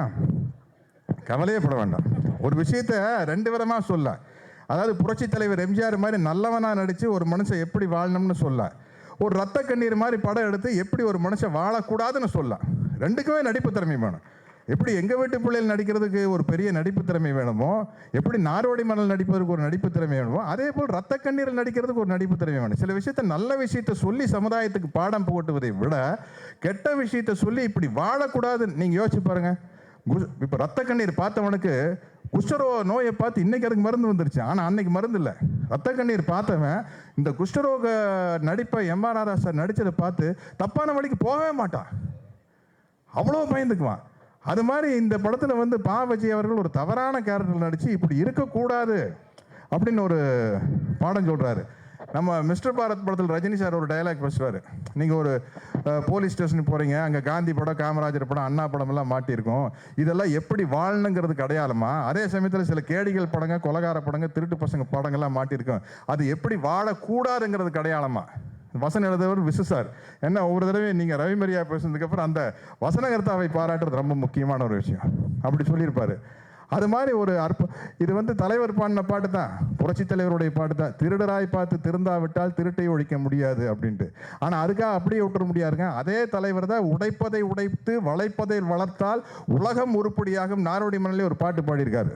அது மாதிரி சட்டம் போட்டு தடுத்து தான் ஆகணும், வேற வழி இல்லை. அவ்வளவு ஒரு கொடூரமான இது வந்து பொதுமக்களுடைய சப்போர்ட்டோடு நடக்கிற ஒரே கிரைம் இதுதான், ஒரே கிரைம் தான்.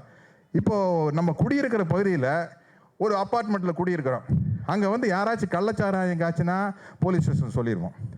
யாராச்சும் ஒரு கொலைகாரம் ஒளிஞ்சிருந்தா போலீஸ் ஸ்டேஷனில் சொல்லிடுவோம். அங்கே ஏதாவது ஒரு பாலியல் தவறுகள் விபச்சாரம் நடக்குதுன்னா போலீஸ் ஸ்டேஷனில் சொல்லுவோம்.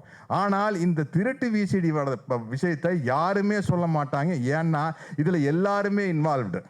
அதுதான் இந்த திருட்டு தொழில் இருக்கிற மிகப்பெரிய சிக்கல். எப்படின்னா இதை காட்டி கொடுப்பதற்கு ஆட்கள் இல்லை. ஏன்னா யாரு காட்டி கொடுக்கணுமோ அவங்களே இதில் இன்வால்வ்டு. இது ஒரு சிக்கலான கிரைம், மிக மிக சிக்கலான கிரைம். காட்டி கொடுப்பவர்களே அதில் இன்வால்வ்டாக இருக்கல, எப்படி அதிலிருந்து வெளியே வர முடியும்? ஆனால் அதுக்கும் ஒரு விடிவு காலம் ஏற்படுத்துகிற விஷயமா, அதை எப்படி தவிர்க்கிறது அப்படிங்கிற விஷயமா ஒரு படத்தை எடுத்திருக்காரு. அப்படின்னா வெண்கோவிந்தா அவர்களை மிகவும் பாராட்டணும். ஏன்னா அவர் முதல் படம் எடுக்கிறாங்கிறாரு. முதல் படம் எடுக்கையில் வந்து ஒரு கமர்ஷியலாக குத்துப்பாட்டு எல்லாம் போட்டு தான் எடுக்கணும். ஆனால் இந்த படத்துல அதெல்லாம் எல்லா கமர்ஷியல் ஐட்டம் இருக்குது.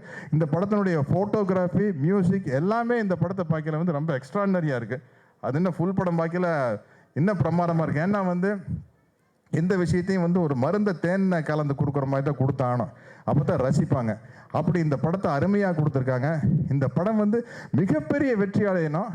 நம்ம எல்லாரும் எப்போவுமே சினிமாக்காரங்க என்ன பேசணும்னா, இந்த படத்தினுடைய வெற்றிக்கு இந்த படம் மாபெரும் வெற்றி அடைய பத்திரிகை நண்பர்களும் ஊடக சகோதரர்களும் டிவி சேர்ந்த நண்பர்களும் ரசிக பெருமக்களும் பொதுமக்களுக்கும் இதுக்கு மிகப்பெரிய ஆதரவை கொடுக்கணும் அப்படின்னு சொல்லுவாங்க.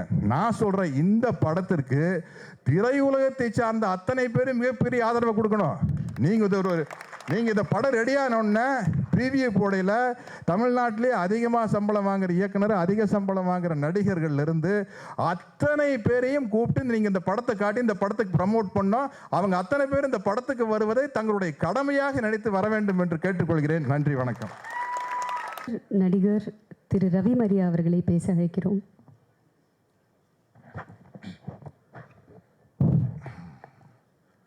மேடையில் வீட்டிற்கும் பெரியவர்கள் அனைவருக்கும், பார்வையாளர்களுக்கும், பத்திரிகை நண்பர்களுக்கும், ஊடக நண்பர்களுக்கும் என்னுடைய வணக்கங்களை தெரிவித்துக் கொள்கின்றேன்.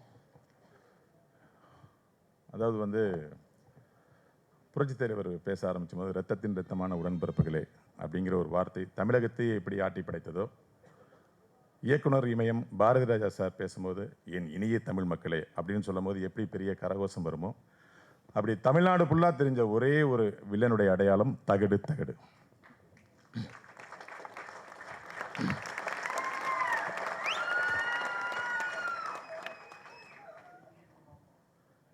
இந்த படத்தோட வெற்றி வந்து சத்யராஜ் சார் மூலமாக தான் ஆரம்பிக்குது. ஒரு படத்தோடைய டைட்டிலுக்கு வந்து ஒவ்வொரு உதவி இயக்குனர் குழுவும், நானும் உதவி இயக்குனராக இருந்து நடிகராக மாறினதுனால டைட்டிலுக்கே 2 மாதம் ஆயிரும். நிறைய படங்கள் பார்த்தீங்கன்னா ஷூட்டிங் ஆரம்பித்து ஃபர்ஸ்ட் ஷெடியூல், செகண்ட் ஷெடியூலாம் மூடி இன்னும் பெயரிடாத படத்துக்குன்னு ஒரு பெரிய குழப்பமே வந்துட்டு இருக்கு இப்போ வரைக்கும். இப்போ கூட ஒரு பெரிய ஹீரோ நடிச்சிட்டு இருக்க படத்துக்கு இன்னும் பெயரிடவே இல்லை. ஆனால் 3 ஷெடியூல் முடிஞ்சிருச்சு. டைட்டிலுங்கிறது அவ்வளோ ஒரு இம்பார்ட்டண்டான விஷயம். அது மட்டும்தான் பார்வையாளர்களை சுண்டி இழுக்கும், கவனம் ஈர்க்குங்கிற ஒரே காரணத்தை அந்த டைட்டில் மிகப்பெரிய ஒரு கான்சன்ட்ரேஷனை எல்லா இடத்துலையும் பெற்றுட்டு இருக்கு. அதில் மிகப்பெரிய வெற்றி இந்த படத்துக்கு தகடு. முதல்ல இது ஒரு CD 30 ரூபான்னு இருந்துச்சு. அது நடிக்கும் போது நான் இந்த படத்தில் வந்து ஒரு அசிஸ்டன்ட் கமிஷனர் கேரக்டர் பண்ணியிருக்கேன். ஒரு CD 30 ரூபான்னு இருந்துச்சு. கேட்க எங்களுக்கு நல்லா இருக்குது, ஆனால் பாமர ஆடியன்ஸ் இதை திருப்பி சொல்லுவாங்களா அப்படின்னு ஒரு சின்ன கேள்வி இருந்துகிட்டே இருந்துச்சு. நான் இயக்குனர் ராகேஷ் சார்ட்ட அதை நான் டிஸ்கஸ் பண்ணிட்டே இருப்பேன். இந்த ஒரு CD 30 ரூபாங்கிறது, சிடிங்கிற வார்த்தை வந்து இங்கிலீஷாக இருக்கேஜி, வரி விலக்கு பிரச்சனை வருமே, அப்புறம் இந்த வார்த்தையை சாதாரண பாமரன்னு சொல்லுவாங்களா, எனக்கு கொஞ்சம் குழப்பமாக இருக்குது. ஆனால் டைட்டில் ஈர்ப்பாக இருக்குது, சினிமாக்காரங்களுக்கு பிடிக்கும், நார்மல் ஹியூமன் பீயிங் எப்படி பிடிக்குன்னு எனக்கு தெரியல. அப்படிங்கும்போது தான் அவங்கெல்லாம் யோசிச்சு ஒரு நாள் ஆயிடுச்சு, தகடு எப்படி இருக்குனாரு, சூப்பர் அப்படின்னு. அவ்வளோ அற்புதமான இந்த வெற்றியோடைய அடையாளம் இந்த படத்தோட டைட்டில்.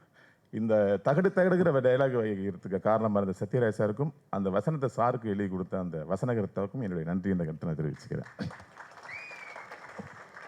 அப்புறம் இந்த படத்தின் தயாரிப்பாளர் திரு வெண் கோவிந்தன் அவர்கள். இதனால் இவன் முடிக்கும் என்றாய்ந்து அதனை அவன் கண்விடல் அப்படின்னு ஒரு திருக்குறள் இருக்கு. அதுதான் இப்போ மாஸ்டர் பிஸ்னஸ் அட்மிஷன் சொல்லக்கூடிய MBA ஃபார்முலாவில் MBA படிப்பே வந்து அந்த திருக்குறளை ஃபாலோ பண்ணி தான் இருக்கிற விஷயம் எல்லாருக்கும் தெரிஞ்சுக்கணும். MBA லெசன் நீங்கள் 2 இயர்ஸ் படிச்சிங்கன்னா இதுதான் சொல்லுவாங்க, வாட் இஸ் கவர்னிங், நீ வேலையை எப்படி பிரித்து கொடுப்பாய், டிவிஷன் ஆஃப் லேபர்னு சொல்லுவாங்க. அதை அழகாக கண்டுபிடிச்சவர், அழகாக காயநகர்த்தி செய்கிற ஒரே ஆள் வெண் கோவிந்தா. அதனால தான் ஒரு இந்தியன், ஒரு தமிழன் துபாய் மட்டும் தான் உங்களுக்கு தெரியும், அவர் 7 கண்ட்ரியில் பிஸ்னஸ் பண்ணிட்டு இருக்காரு. ஒரு நாள் ஷூட்டிங் எப்போ நான் வந்து, என்ன சார் இங்கே 7 கம்பெனியில் வேலை நடந்துட்டு இருக்கு, நீங்கள் பாட்டு ஷூட்டிங்கில் உட்காந்து என்னோட பேசிட்டு இருக்கீங்க, இப்போ பாருங்க அப்படின்னு சொல்லிட்டு ஒரு லேப்டாப் ஓப்பன் பண்ணார். ஓப்பன் பண்ணி துபாய் கம்பெனியில் என்ன நடந்துட்டு இருக்கு பாருங்கன்னு சொல்லி ஆட்டோன்னா, துபாயில் வந்து மேனேஜர் என்ன வேலை செஞ்சுட்டு இருக்காரு, ஸ்டாஃப் நார்மல் ஸ்டாஃப் என்ன வேலை செஞ்சுட்டு இருக்காங்க, சப்பார்டினேட் எப்படி இருக்காங்க, வாட்ச்மேன் தூங்கிட்டு இருக்காரு, எல்லாம் ஒரு ஃப்ரேமில் இருக்கு. ஸோ தட்டு அங்கேயே பண்ணி, அங்கே பாருங்க வாட்ச்மேன் பாருங்க அங்கே நின்றுட்டு இருக்காரு, இந்த பக்கம் திருப்பி சொல்லுங்க மாதிரி அப்படின்றார் ஃபோனில். எனக்கு ஆச்சரியமாச்சு, இப்படி தான் சார் நான் பட்டன்லேயே பிஸ்னஸ் பண்ணிட்டு இருக்கேன் அப்படின்னாரு. ஸோ இந்த படம் ஆரம்பிக்க கூட, சார் உங்கள்கிட்ட வந்து க்ரோர் நீங்கள் பெரிய அதிபதி, ஏன் நீங்கள் சின்ன ப்ராஜெக்டில் ஆரம்பிக்கிறீங்கன்னு கேட்டேன். நானும் சின்னதாக இருந்தானே ஆரம்பித்தேன் வாழ்க்கையை, பெரிய ஆளாகவே இருந்துட்டு பெரிய ஆளே பார்த்தோம்னா சின்னவங்களாம் என்ன செய்வாங்க.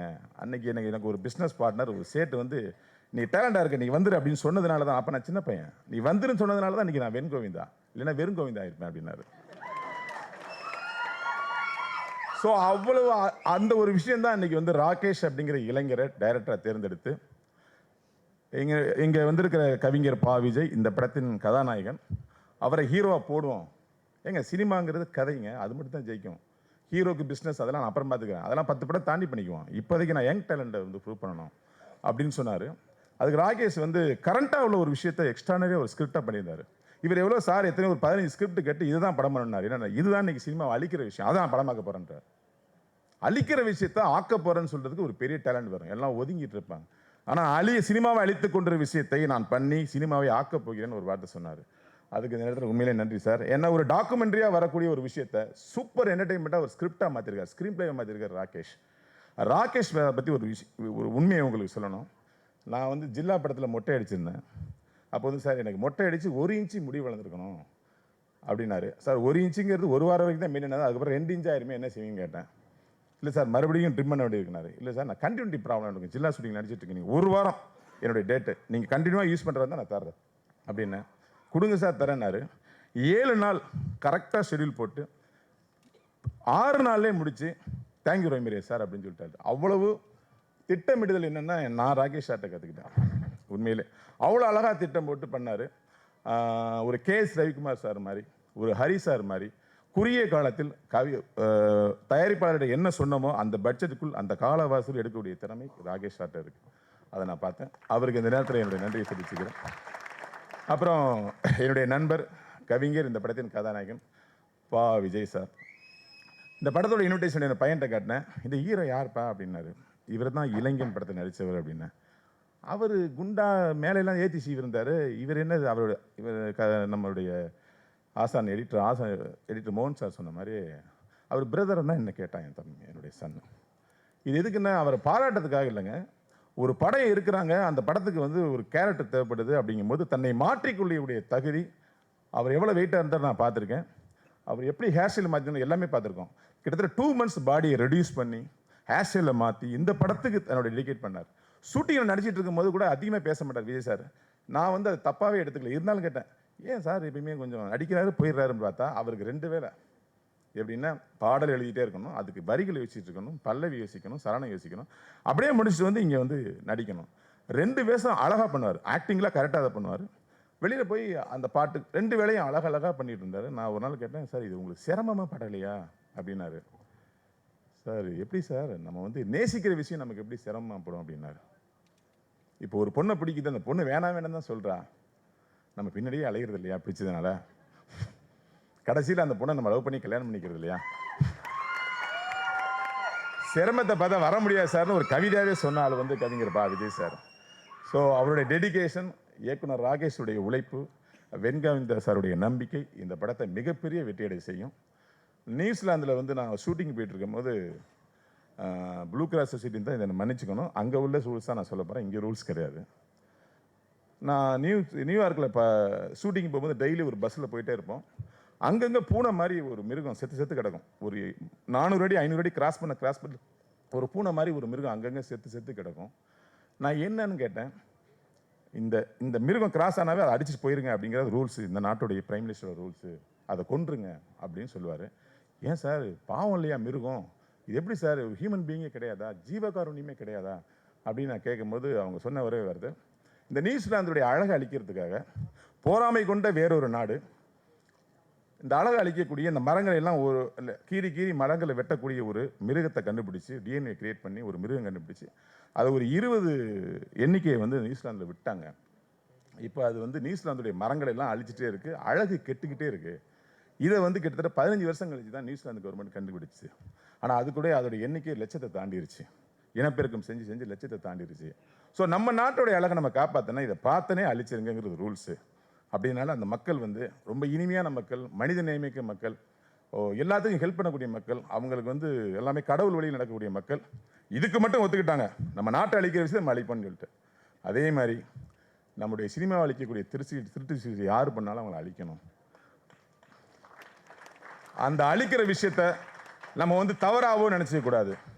ரோட்டில் அடிக்கணும் சார். உங்கள் நிலத்தில் ஒருத்தன் பட்டா போட்டானா நீங்கள் சும்மா இருப்பீங்களா? போலீஸ் ஸ்டேஷன் போக மாட்டீங்க, வயிற்றுல அடிச்சுக்க மாட்டீங்க, ஆள் வச்சவனை அடிக்க மாட்டீங்க, கோர்ட்டுக்கு போக மாட்டீங்க. அப்படி முடியாது. எடிட்டர் மோகன் சார் சொன்னார், ஒரு இங்கிலீஷ் படத்தை உதாரணம் சொல்லி இந்த படமும் அப்படி சீரியாக தான் வரப்போனார். இல்லை சார், இந்த நியூசிலாந்து மக்களுடைய எண்ணம் நம்ம சினிமா இருக்கிற ஒவ்வொருத்தக்கும் இருந்தால் சீடிங்கிறது திட்டு சீடிங்கிறது வராது சார். இதுக்கு நம்ம எல்லாரும் சேர்ந்து ஒத்துழைக்கணும்னு வேண்டி விடைபெறேன். நன்றி, வணக்கம். தயாரிப்பாளர் எடிட்டர் மோகன் அவர்களை அழைக்கிறேன்.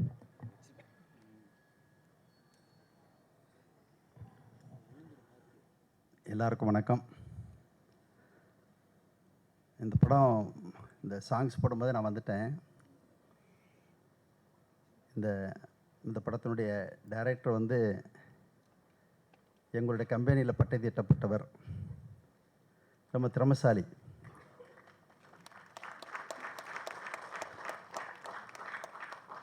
நான் செய்யின்னு சொல்கிறதுக்கு முன்னாடி செஞ்சுட்டு வந்து நிற்கக்கூடிய பையன், ரொம்ப அட்வான்ஸான பையன். எனக்கு அந்த பையன் மேலே ரொம்ப நல்லா வருவான்னு முதல்ல எனக்கு நல்ல அபிப்பிராயம். அதனால் இப்போ இந்த சாங்ஸ் எல்லாம் பார்க்கும்போது போன படத்துக்கு இந்த படம் இன்னும் இம்ப்ரூவ் ஆகியிருக்காங்கிறது எனக்கு நல்லா தெரியுது. சாங்ஸை பார்க்கும்போது மியூசிக் டைரக்டர் ரொம்ப நல்லா பண்ணிருக்காருன்னு எனக்கு தோணுது. நிச்சயமாக அவருக்கு ஒரு நல்ல லைஃப் இருக்குது. இந்த எங்களுடைய டைரக்டருக்கு கேமராமேன் ரொம்ப ஒத்துழைச்சிருக்காருன்னு தெரியுது. நான் இதெல்லாம் வந்து ஒரு டைரக்டருடைய ஆளாக இருந்து நான் பேசுகிறேன். அதனால் கேமராமேன் ரொம்ப நல்லா ஒர்க் பண்ணிருக்காரு. டோட்டல் ரொம்ப அருமையாக இருக்குது. நான் ஆக்சுவலாக வந்து எனக்கு விஜய் வந்து ரொம்ப நாளாக தெரியும். சினிமா என்னைக்கு பாட்டு எழுத வந்தார் அன்னையிலேருந்து தெரியும். இது விஜயோட தம்பி தான் நினச்சேன் நான். ஆக்சுவலாக விஜய்ன்னு நினைக்கவே இல்லை. ரொம்ப அவ்வளவு இளமையாக இருக்கார், அவ்வளவு இளமையாக ரொம்ப நல்லா இருக்கார், ரொம்ப அருமையாக பண்ணியிருக்கார்.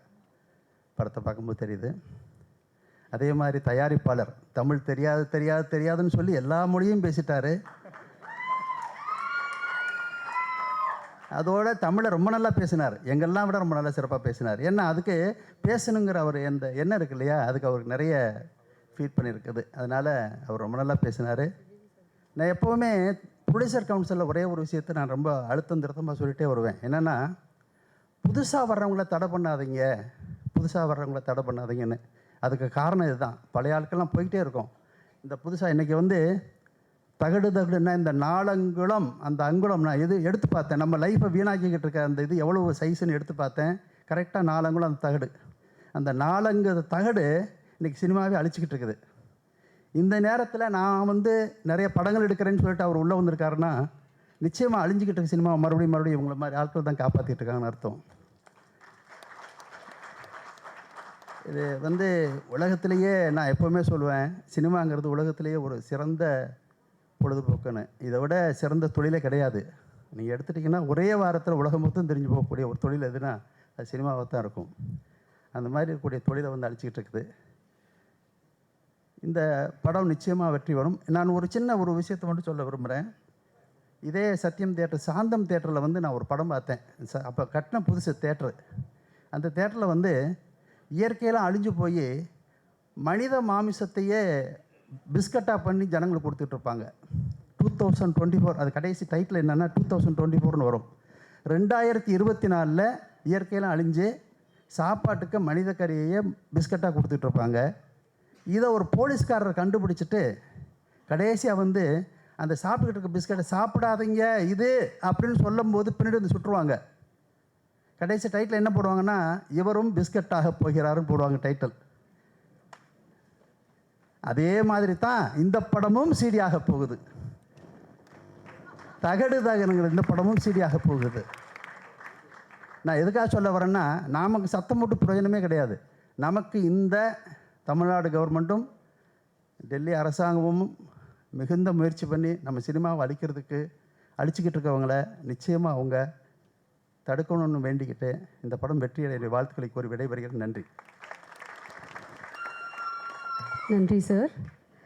தன்னுடைய பெயரிலேயே ஜெயம் கொண்டவர் நடிகர் ஜெயம் ரவி அவர்களை ஓரிரு வார்த்தைகள் பேச அழைக்கிறோம்.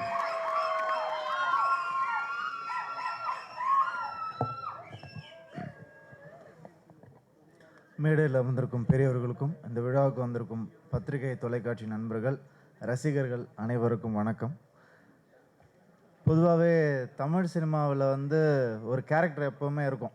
பல படங்களில் துபாய் மாப்பிள்ளான்னு ஒரு கேரக்டர், அவர் வரவே மாட்டார். அவர் இருக்காருன்னு காட்டியே வளர்ப்பாங்க எல்லாரையும். அந்த பொண்ணை சொல்லி சொல்லி உனக்கு துபாயில் தான்மா கல்யாணம், மாப்பிள்ளை அங்கே தான்மா. அந்த கேரக்டர் படம் முடிகிற வரைக்கும் வரவே வராது. அதே மாதிரி இப்போ தமிழ் சினிமாவில் ஒன்று நடந்துகிட்ருக்கு. சினிமாவுக்குள்ளே இல்லை, சினிமாவுக்கு வெளியே. Sir foreign party sir producer ஒருத்தங்க இருக்காங்க, அவங்கள கண்ணிலேயே காட்ட மாட்டாங்க. சார் இருக்கார் சார், அவர் பணம் அனுப்புவார் சார், நம்ம படம் எடுப்போம் சார். ப்ரொடியூசரை கண்ணில் காட்டுங்க முதல்ல, அப்புறம் தான் டேட் பேசலாம் எல்லாம் பேசுவோம். அவங்க எதுவுமே நடக்காது. ஆனால் துபாயில் மானிட்டர்லாம் செட் பண்ணிட்டு இங்கே வந்து படத்துக்கு உண்மையாக உழைக்கிற வெண்கோவிந்தன் சாருக்கு வந்து உண்மையாகவே நன்றி சார்.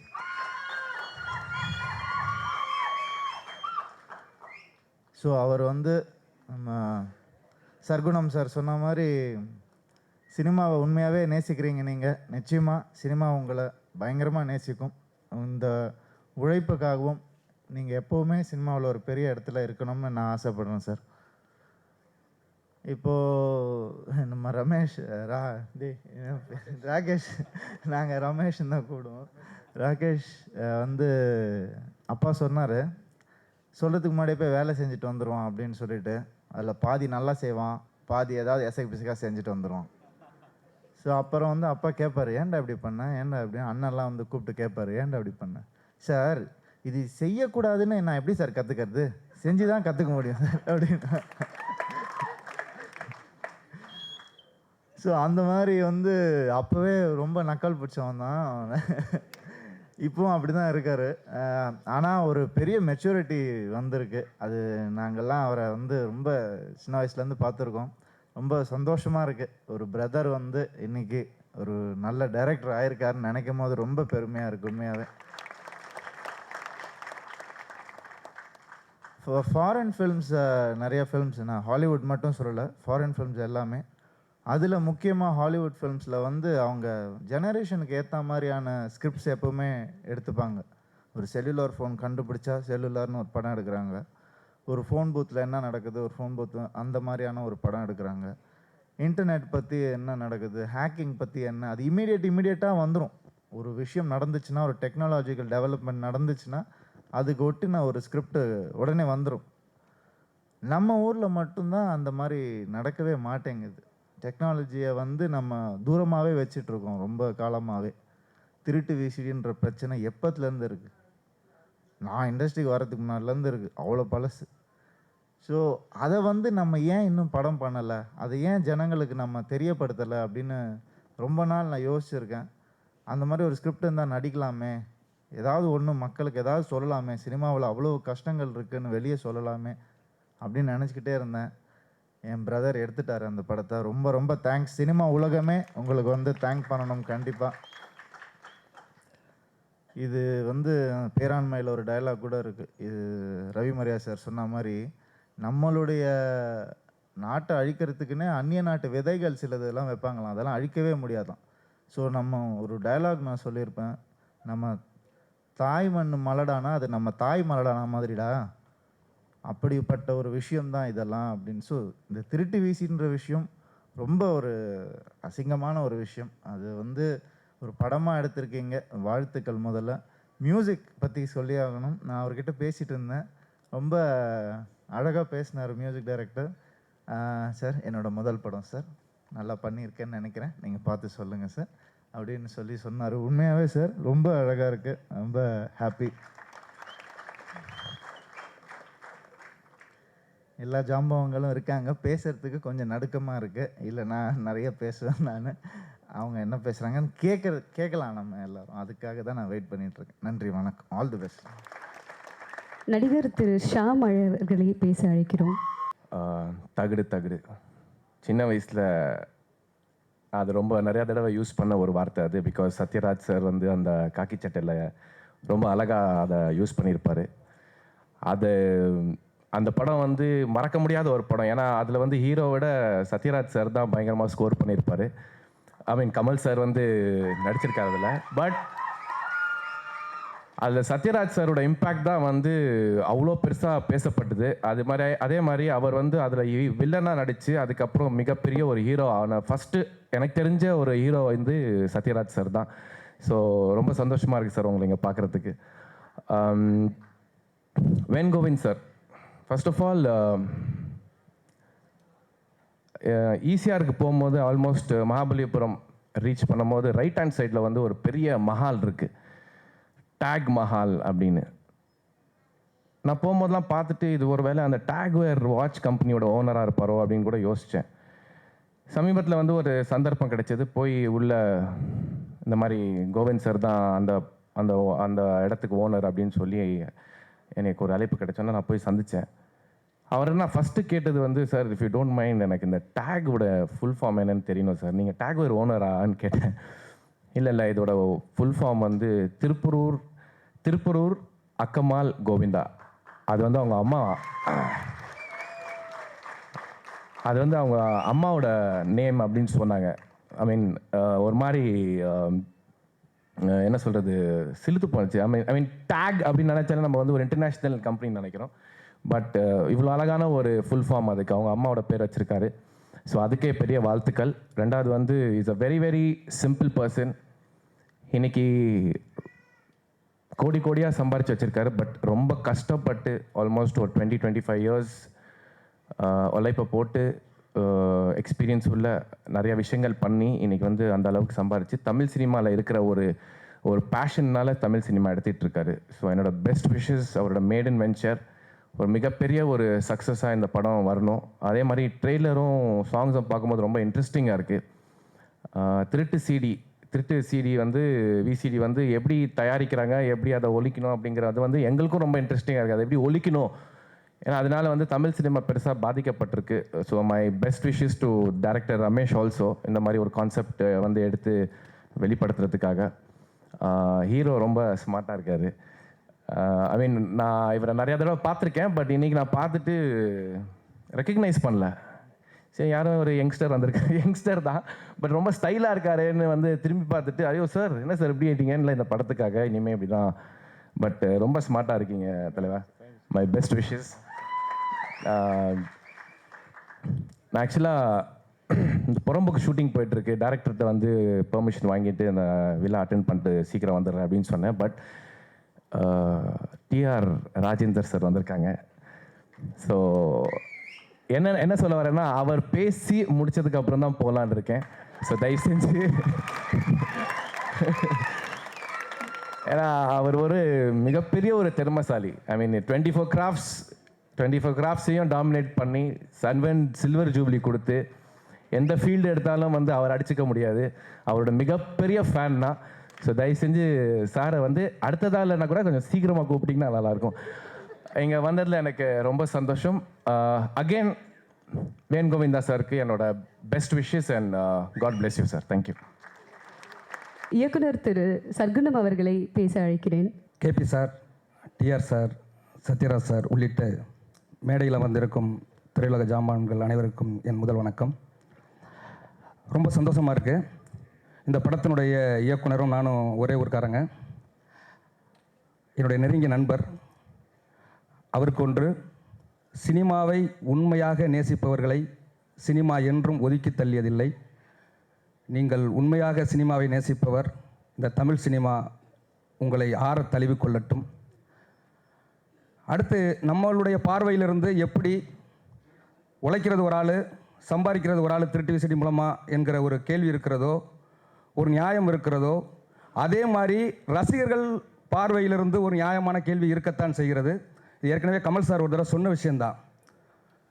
ஒரு 10 பேர் குடும்பத்தோடு போய் ஒரு 120 ரூபா டிக்கெட் எடுத்து 1500 செலவு பண்ணி ஐஸ்கிரீமு ஆட்டோ எல்லாம் முடித்து 2000 ரூபா ஒரு நாளைக்கு நான் குடும்பத்தோடு போய் படம் பார்க்குறதுக்கு செலவாகுதுன்னா 30 ரூபாய்க்கு கிடைக்கிற சீடியை நான் ஏன் பார்க்கக்கூடாது என்கிற ரசிகனின் கேள்வி ஒரு வகையில் நியாயமாக தான் படுது.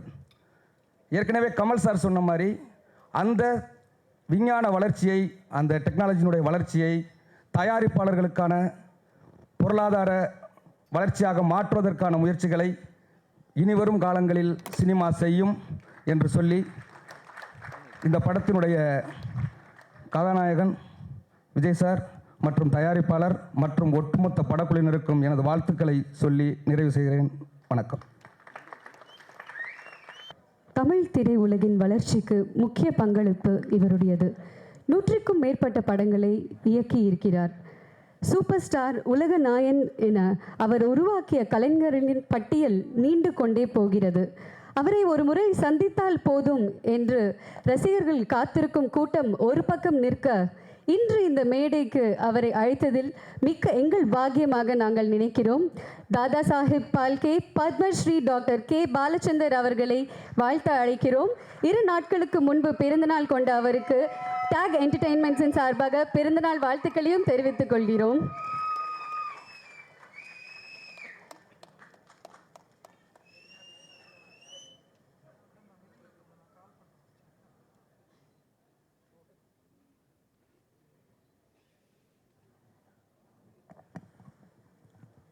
என்னுடைய அற்புதமான கலைஞர்கள், என்னுடைய கலீக்ஸ் அமர்ந்திருக்கிறார்கள், திரளாக வந்திருக்கிறீர்கள். இன்றைய புதிய யுகத்தைச் சேர்ந்த திரைப்பட தயாரிப்பாளர்கள், திரைப்பட நுணுக்கங்களை கற்றவர்கள் எல்லோரும் வந்திருக்கிறீர்கள். உங்கள் எல்லோருக்கும் என்னுடைய மனமார்ந்த வணக்கத்தை தெரிவித்துக் கொண்டு, இந்த விழாவுக்கு வந்ததுக்கு நான் உங்களுக்கு நன்றியும் சொல்லிக்கொள்கிறேன். ரொம்ப நன்றி, மிக்க நன்றி. டாக் என்டர்டெயின்மெண்ட் ஃபிலிம்ஸ், என்டர்டெயின்மெண்ட், டாக் என்டர்டெயின்மெண்ட். வெண் கோவிந்தாவுக்கு இப்பொழுது சொல்ல ஆசைப்படுகிறேன். இவர் எடுத்த முதல் படம் இன்றைக்கு நீங்கள் அதனுடைய ட்ரெயிலை பார்க்கிறீர்கள். அதனால் எல்லாத்தையும் முந்திக் கொண்டு டிஆர் அவர்கள் இன்றைக்கி ஒரு டாக் என்டர்டெயின்மெண்ட் கொடுத்துருக்கிறார். இந்த டாக் என்டர்டெயின்மெண்ட் கொடுத்துருக்கிறார். இன்றைக்கு அற்புதமான ஒரு என்டர்டெயின்மெண்ட். நல்ல கருத்துள்ள விஷயங்களை அற்புதமாக சொல்லியிருக்கிறார்கள். நல்ல கருத்துள்ள விஷயங்களை அற்புதமாக சொல்லியிருக்கிறார்.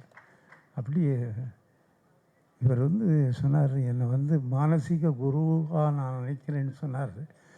நான் இவருடைய ஃபஸ்ட் காப்பி பார்த்துருக்கேன் நினைக்கிறேன். நான் உங்களுடைய படம் ஒரு ரயில் பயணங்களில் அந்த ஃபஸ்ட் காப்பி நான் பார்க்கணுன்னு அவர் விரும்பி போட்டு காட்டினார். அந்த படத்தை போட்டு பார்த்த உடனே என்னை இப்போ குருன்னு சொல்கிறதுனால சொல்கிறேன். நான் அந்த படத்தை பார்த்த உடனே என்னடா நமக்கு போட்டியாக ஒரு ஆள் வந்திருக்காமான்னு அப்படின்னு ஒரு சின்ன உதறல் என் மனசுக்குள்ளே வந்தது. என்னமோ உண்மைதான். அது அதை அவர் நிரூபித்து காட்டிருக்கிறார். ஆகவே மானசீக குரு என்று நான் அவரை நினைப்பதிலே தவறே இல்லை. ஏனென்றால் எல்லாம் தெரிந்தவர் அவர் பாட்டே பாட்டில் என்ன பண்ணாருன்னு பார்த்தீங்களா, என்ன தாளம் போட்டார் பாருங்க. ஸோ அந்த மாதிரி ஆல்ரவுண்டர் அவர். ஒரு ஆல்ரவுண்டர், ஒரு நடிகர், டைரக்டர், தயாரிப்பாளர், இப்படி வந்து நம்ம தமிழ்நாட்டில் ஒருத்தர் இருக்காருங்கிறது வந்து நாமெல்லாம் பெருமைப்படணும். அப்படிப்பட்ட பி. ராஜேந்தருக்கு என்னுடைய நன்றி கலந்த வணக்கத்தை உங்களுக்கு சொல்லிக் கொள்கிறேன். என்னுடைய படங்களை பற்றி எல்லாம் நீங்கள் சொன்னீர்கள். மிக்க நன்றி, மிக்க நன்றி, மிக்க நன்றி. அப்புறம் சத்யராஜ் அவர்களோடு அருகில் அமர்ந்திருப்பதும், அவர் அதிகமான பழக்கம் இல்லை, இருந்தாலும் அவர் சொன்ன மாதிரியே அந்த படத்தில் வந்து இவரை நடிக்க வைக்கக்கூடிய சந்தர்ப்பம் கிடைக்கவில்லை. ஏனால் படமே நான் எடுக்கவில்லை என்கிற ஒரே காரணத்தினால். ஆனால் ஒரே ஒரு கெஸ்ட் ரோல் மாதிரி ஒரு சின்னதாக ஒரே ஒரு சரணத்தில் நீங்கள் வந்துட்டு போன சாங்கில் அப்படின்னு சொல்லி, இந்த மனதில் உறுதி வேண்டும் படத்தில் வங்காளக்கடலின்னு ஒரு பாட்டு. அந்த பாடலில் ஒரு 3 ஹீரோ வச்சேன். 3 ஹீரோ, மற்ற 2 ஹீரோ எனக்கு மறந்து போச்சு யாருன்னு. மற்ற 2 பேர் ரஜினியும் ஆமாம். அப்புறம் 3ஆவதாக நான் இவரை சூஸ் பண்ணேன். இதுக்கு ஃபோனில் வந்து கேட்டுக்கிட்டேன் அவர்கிட்ட, கொஞ்சம் நீங்கள் வந்து ஒரு சின்ன ஒரு சாங்கில் ஒரே ஒரு சரணத்தில் மட்டும் வரணும், தயவு பண்ணி வர முடியுமான்னு கேட்டேன்.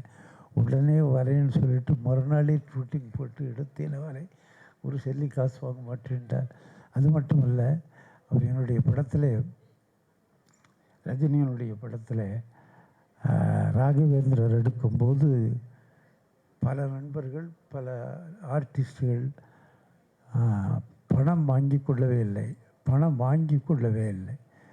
அதனால் அந்த படம் வந்து அது போகுமா போகாதா. அதனால் ரஜினி விரும்பியது அந்த படத்தை நீங்கள் எப்படியாவது பண்ணி ஆகணும் அப்படின்னு சொன்னார். அது அந்த படத்தை பண்ணேன். இவர்கள் எல்லோருமே தான் நடிப்பதை வந்து ஃப்ரீயாக வந்து நடித்து கொடுத்தார்கள், அத்தனை பேரும், இன்க்ளூடிங் ரஜினி. ஆனால் இன்றைக்கு காலம் போக போக இன்றைக்கு அந்த படத்தை பற்றி பேசுகிறார்கள். என்ன, ராகவேந்திரருடைய ஆத்மீயம் வந்து மிகப்பெரிய விஷயம். அது இன்றைக்கு அதை எல்லாம் பார்த்து கொள்கிறார்கள். மிஸ்டர் வெண்கோவிந்தாவுக்கு வருகிறேன். அவர் 2 வருஷம் முன்னாடி வந்து சொன்னதையும், நான் அவர்கிட்ட ஒரு படம் டைரக்ட் பண்ணணுன்னு சொன்னதையும், நான் வந்து முதல்ல நீங்கள் ஒரு படம் தயாரித்து காட்டுங்க, அப்புறம் நான் பண்ணுறேன் அப்படின்னேன். ப்ரொடியூசராக நீங்கள் வந்து வாங்க, நீங்கள் வரதில் எனக்கு ரொம்ப சந்தோஷமாக இருக்குது அப்படின்னு சொல்லி ஒரு கிட்டத்தட்ட 2 வருஷம் இருக்கும். 2 வருஷத்தில் 2 பேரும் ரொம்ப நெருங்கிட்டோம், பழக்கமாகிட்டோம். அதுக்கு முன்னாடி நீங்கள் உங்களுக்கு வேண்டிய வந்து இன்ஃப்ராஸ்ட்ரக்சரை கொஞ்சம் சரி பண்ணிக்கிங்கன்னு சொன்னேன். அதே மாதிரி இப்போ எல்லாம் பண்ணி வச்சுட்டார் அவர். இன்ஃப்ராஸ்ட்ரக்சர் பூரா இருக்குது அவர் கையில். கேமரா, டிஃப்ரெண்ட் கேமராஸ்லேருந்து, எடிட்டிங் சூட்லேருந்து, சவுண்ட் சிஸ்டத்துலேருந்து எல்லாம் இருக்குது அவர்கிட்ட இப்போ. ஸோ அவர் வந்து ஒரு தன்மையான, ஒரு அழகான ஒரு ப்ரொடியூசராக, தமிழ் ப்ரொடியூசராக இன்றைக்கு வலம் வரப்போகிறார். அதற்கு இந்த படமே சான்றாகும். இந்த படத்தினுடைய கருத்தை ரஃப்பாக மட்டும் சொன்னார். எனக்கு ரஃப்பாக சொன்னபோது எனக்கு, அதுவும் பா. விஜய் அவர்கள் எழுதுகிறார்கள், பா. விஜய் அவர்கள் நடிக்கிறார் என்று சொன்னார். நான் சந்தோஷப்பட்டேன். பா. விஜய் டிஃப்ரெண்ட்டாக இருந்தால் நல்லா இருக்கும்னு நான் அன்றைக்கி சொன்னேன். நல்லா ஞாபகம் இருக்குது எனக்கு. பா. விஜயை இதற்கு முன்னாடி நடித்த படங்களில் இருக்கிற மாதிரி இல்லாமல் நீங்கள் அவரை வேறு தினசாக யூஸ் பண்ணுங்க அப்படின்னு நான் சொன்னேன். அதனால் இந்த தகடில் ஹீரோவாக போட்டு அவருடைய கெட்டப்பே மாற்றி பண்ணியிருக்கீங்க. அதனால் இது நிச்சயமாக வந்து பா. விஜய்க்கு இது ஒரு பெரிய பெஞ்ச் மார்க், நிச்சயமாக அவர் இனிமேல் வந்து ஒரு ரவுண்ட் அடிப்பார். இனிமேல் ஒரு ரவுண்டு அடிப்பார். தயாரிப்பாளர்கள்லாம் போய் வெளியில் நின்றுக்கிட்டு டேட்டுக்காக வெயிட் பண்ணி காக்க வேண்டிய ஒரு நேரம் வரும். இப்போது இந்த படம் தயாரிச்சிருக்காங்க. எனக்கு கூட இந்த ஐடியா சரி, ஐடியா வந்து இப்போ எப்படி ப்ரொஜெக்ட் பண்ண போகிறீங்க, எப்படி ப்ரொஜெக்ட் பண்ண போகிறாங்க படத்தில். நான் கதையை கேட்டுக்கல. கதையை கேட்டுட்டா என்னுடைய இன்ஃப்ளூயன்ஸ் வந்துடும். நான் ஏதாவது இது சரியில்லை சார்னு சொன்னது மற்றவங்களுக்கு பிடிக்கும். அதனால் நான் அவரை இன்ஃப்ளூயன்ஸ் பண்ணவே இல்லை. இந்த மாதிரி ஒரு சிடி 30 ரூபான்னு டைட்டில் சொன்னார். அந்த டைட்டில் சொல்லுவோம், டைட்டில் ரொம்ப நல்லா இருக்கு, பட் அந்த idea is very good, but அதை நல்ல முறையில் பண்ணிங்க அப்படி சொன்னேன். பாபிஜி தான் எழுத போகிறாருன்னாரு. இப்போ இதில் நான் பார்த்த வரைக்கும் பார்த்தா அந்த சாங்ஸ் ஆகட்டும், எனக்கு இந்த வழக்கமாக இந்த குத்துப்பாட்டில் ஒரு விதமான அபிமானம் கிடையாது. அது தனியாக அது வந்தாச்சுன்னா நான் பார்க்குறது இல்லை. பட் எனக்கே பார்க்கணும் போல இருக்குது. இப்போ அது அந்த இடத்த பார்க்கணும் போல இருந்தது. அந்த அளவுக்கு அது கதையோடு சேர்த்துருக்கிறதுனால அது ரொம்ப நல்லா அற்புதமாக அமைஞ்சிருக்கு. எல்லாமே அந்த சீடியை தான், சீடியை வச்சு பாட்டு, லவ் இல்லை, சீடியை வச்சு பாட்டு. ஸோ சீடியை வச்சு பாட்டாகவே இருக்கிறதுனால எனக்கு அது டிஃப்ரெண்ட்டாக புதுசாக இருக்கிற மாதிரி தோணுச்சு. ஸோ என்னென்ன எப்படியெல்லாம் படம் எடுத்திருக்காங்கன்னு பார்த்துக்கினேன். நான் படம் எடுத்துருக்கிறத பார்த்த உடனே எனக்கு தோணியிருந்தது 2 விஷயம்.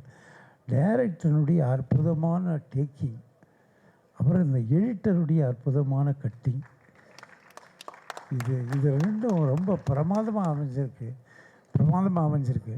ஆனால் ஒரே ஒரு சின்ன ட்ரிக் பண்ணியிருக்காங்க. இப்போ இந்த இதில் இந்த கதை எப்படி போகிறதுங்கிறது சொல்லவே இல்லை. ஒரு இடத்துல கூட சொல்லலை. ஒரு இடத்துல கூட என்ன ஒரு லவ் ஆங்கிள் இல்லாமல் இருக்காது. லவ் ஆங்கிள் இல்லாமல் இருக்காதே, அது இல்லைன்னா ஒன்றும் இல்லையே. அதனால் அந்த மாதிரி ஏதாவது ஒரு ஆங்கிளை கொடுக்குற மாதிரி ஏதாவது ஒரு இடத்துல வருமானு பார்த்தேன். நான் காட்டவே இல்லை, அது காட்டவே இல்லை. எல்லாம் சீடியே காட்டியிருந்தாங்க. ஸோ நிறைய சஸ்பென்ஸ் இருக்குது இந்த படத்தில். என்ன வரப்போகிறது, சப்ஜெக்ட் என்ன வரப்போகிறது அப்படிங்கிறது ரொம்ப அற்புதமாக வந்திருக்கு. நான் எதிர்பார்த்ததை விட மிக பிரமாதமாக இருக்கிறது என்பதை நம்ம கோவிந்தா அவர்களுக்கு நான் தெரிவித்துக் கொள்வதில் பெருமைப்படுகிறேன். இந்த படம் இவருடைய முதல் படம். வருஷத்துக்கு 5 படம் தயார் பண்ண போகிறாரு. மற்ற தயாரிப்பாளர்கள்லாம் ஜரூராக இருங்க. மற்ற டைரக்டர்கள் என்றைக்கு வேணால் போய் நீங்கள் அவரை மீட் பண்ணலாம். அவருக்கு நிச்சயமாக எல்லோரும் புது கலைஞர்களுக்கு இடம் கொடுக்கறதற்கு அவர்கள் தயாராக இருக்கிறார்கள். அதனால் அதுக்கெல்லாம் நீங்கள் தயாராகுங்க. அவர் ஆனால் மாதத்தில் ஒரு 2 மாதம் காணப்படுவார். துபாயில் வேலை அவருக்கு, நடுவில் வந்துடுவார், உடனே வந்துடுவார். இல்லைன்னாலும் துபாய்க்கும் பேசுவார், டெலிஃபோனில் பேசுவார். அப்படி பேசியே தான் எங்களுக்குள்ள சத்யராஜ் அவர்கள் கூட கேட்டதாக அவர் சொன்னார். எப்படி உங்களுக்கும் அவர் பாலச்சந்தருக்கும் எப்படி ஒரு தொடர்பு ஏற்பட்டுச்சுன்னு.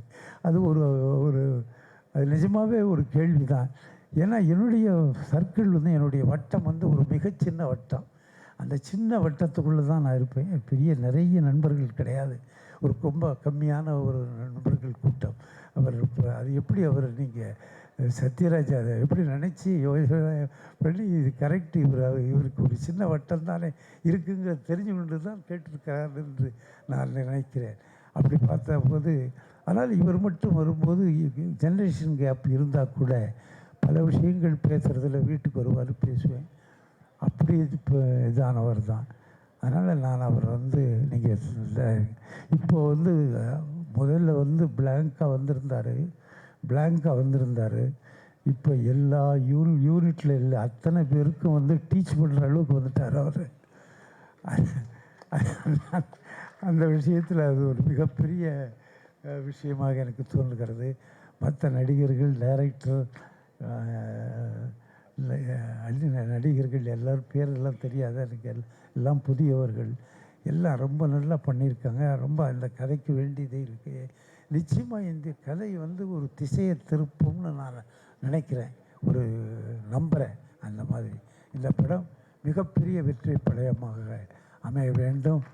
அது அமைந்து அதற்கான ஒரு வெற்றி விழாவை நீங்கள் கொண்டாட வேண்டும். அந்த வெற்றி விழாவிலே நானும் இருக்க வேண்டும் என்பதை கேட்டுக்கொண்டு உங்கள் அனைவரிடமிருந்து விடைபெறுகிறேன். நன்றி. நாங்கள் எவ்வளோ சொன்னாலும் மறுபடியும் நிறைய விஷயங்கள் சொல்கிற அளவுக்கு தனக்குள்ளே எங்களுடைய ப்ரொடியூசர் திரு வென் கோவிந்த் அவர்கள் பல விஷயங்களை ஒழிச்சு வச்சுருக்காரு. அதில் ஒரு சில விஷயங்கள் என்னென்னு பார்த்தீங்கன்னா, இவர் தன்னுடைய வியாபாரத்தை வெறும் வியாபார ரீதியாக மட்டும் இல்லாமல் நட்பு ரீதியாகவும் வேலை பார்க்குற அத்தனை கலைஞர்களுமே தன்னுடைய நண்பர்களாகவும் பார்க்குறாரு அப்படின்னு நிறைய பேர் என்கிட்ட வந்து சொன்னாங்க. தனக்கென உலக அளவில் லாஜிஸ்டிக்ஸில் சிம்ஹாசனத்தை பிடித்த பிறகும் தன்னுடைய கனவு நிறைவேறணுங்கிற ஒரே காரணத்துக்காக தன்னுடைய தாய் நாட்டுக்கு திரும்ப வந்திருக்காரு. திரை உலகை வர்த்தக ரீதியாக மட்டும் பார்க்காமல் பேஷன் மற்றும் டெடிகேஷன் கொண்ட திரு வென் கோவிந்த் அவர்களை வரவேற்பு உரை வழங்க அழைக்கிறேன். ஃபஸ்ட்டு நான் வந்துங்க தமிழ் எனக்கு சரியாக பேச தெரியாது. அதனால் என்ன வந்து ஏதாவது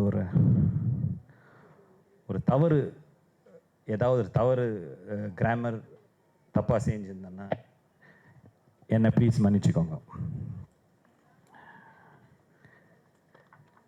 இங்கே வந்திருக்கிறவர்களுக்கு எல்லோருக்கும் என்னுடைய மனமார்ந்த நன்றி. என் பேர் வென் கோவிந்தா. நான் வந்து துபாயில் ரொம்ப வருஷமாக பிஸ்னஸ் பண்ணின்னு இருக்கிறேங்க. ஆனால் இத்தனை வருஷம் துபாயில் பிஸ்னஸ் பண்ணது வந்து பெருசில்லை. I am very crazy about Tamil cinema. துபாயில் லைஃப் ஸ்டைல் பார்த்தீங்கன்னா மார்னிங் ஃபுல்லாக நாங்கள் வேலை செய்வோம், ஆஃப்டர்நூன் கொஞ்சம் சினிமா பார்ப்போம், தமிழ் படம். அதுக்கப்புறம் திருப்பி வெயில் ரொம்ப ஜாஸ்தி இருக்கும் வெளியில், அதனால் நாங்கள் போயிட்டு ஈவினிங் போயிட்டு மால்லேயோ ஆற்றுலையோ தமிழ் படம் பார்ப்போம். அதனால் எனக்கு வந்து இந்த தமிழ் சினிமான்னா ரொம்ப வருஷமாக ரொம்ப க்ரேஸாக இருக்குங்க. பீங் எ தமிழியன், எனக்கு தமிழ் படிக்க தெரியாது. பிகாஸ் நான் வந்து பிறந்தது வளர்ந்தது எல்லாம் Jabalpur, new Delhi, Raipur. Because my father was an army officer. Even though நான் வந்து வெளிநாட்டில் இருந்தேன், பட் நார்த் இந்தியாவில் இருந்தால் கூட நான் ஒரு தமிழ் மகன். அதனால தான் எனக்கு வந்து தமிழ்நாட்டில் இளந்தோப்புன்ற கிராமத்தில்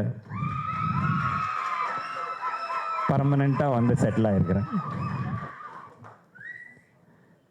பீங் அ தமிழியன், நான் இங்கே வந்தேங்க, ஒரு படம் எடுக்கலான்னு வந்தேன். அதனால் ஃபஸ்ட்டு வந்து ஐயா கேபி சார் வீட்டுக்கு போய் மீட் பண்ணி அவர்கிட்ட கேட்டேன், சார் எனக்கோசம் ஒரு தமிழ் படம் டைரக்ட் பண்ணி கொடுங்க.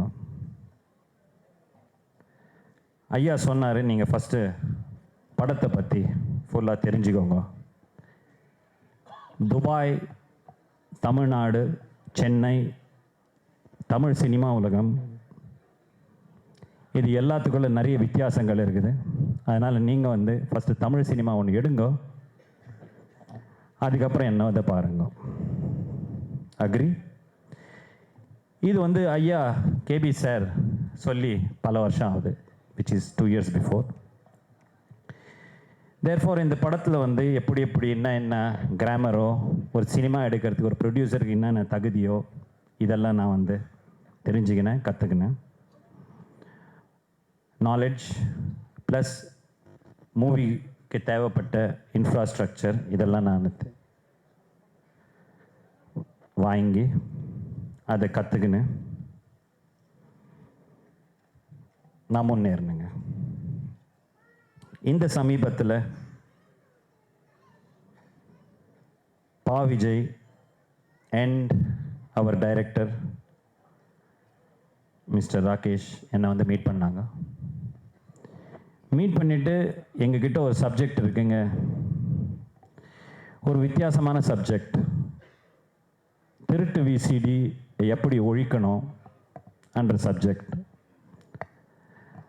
அப்போ நான் சொன்னேன், சார் நான் வந்து இன்னும் சினிமா உலகத்தில் இன்னும் வரல, இந்த சப்ஜெக்ட் வந்து வேறு யாராவது எடுத்தால் நல்லா இருக்கும். இல்லை சார் நீங்கள் தான் இந்த படத்தை எடுக்கணும் சொல்லிட்டு என்னை ஃபோர்ஸ் பண்ணி அந்த ஸ்கிரிப்டை நான் கேட்டேங்க. ரொம்ப அருமையான ஸ்கிரிப்டு. தேர்ஃபார் தகுடு வந்து டேக் என்டர்டெயின்மெண்ட்டுடைய ஃபஸ்ட் மூவியாக இருக்கணும்னு சொல்லிட்டு அந்த தீர்மானத்தை படுத்தி we moved forward இந்த படத்தை வந்து எடுக்கிறதுக்கு. இந்த படத்தில் வந்து நடித்தவங்கெல்லாம் ரொம்ப ரொம்ப கஷ்டப்பட்டு ரொம்ப அருமையாக அன்போடு நடிச்சிருக்கிறாங்க. பெரிய பெரிய நடிகர்கள் இந்த படத்தில் இருக்கிறார்கள். I'm sorry, I'm going to Senthamil, so I'll come back to the normal Tamil. எல்லாரும் ரொம்ப ஒத்துமையாக, க்ரூலேருந்து லைட்மேன்லேருந்து எல்லாரும் ரொம்ப ஒத்துமையாக நடித்ததை பார்த்தா எனக்கு ரொம்ப பெருமையாக இருந்துச்சுங்க. ஏன்னா நான் வர கிராமத்தில் compared to India, Dubai is still a village.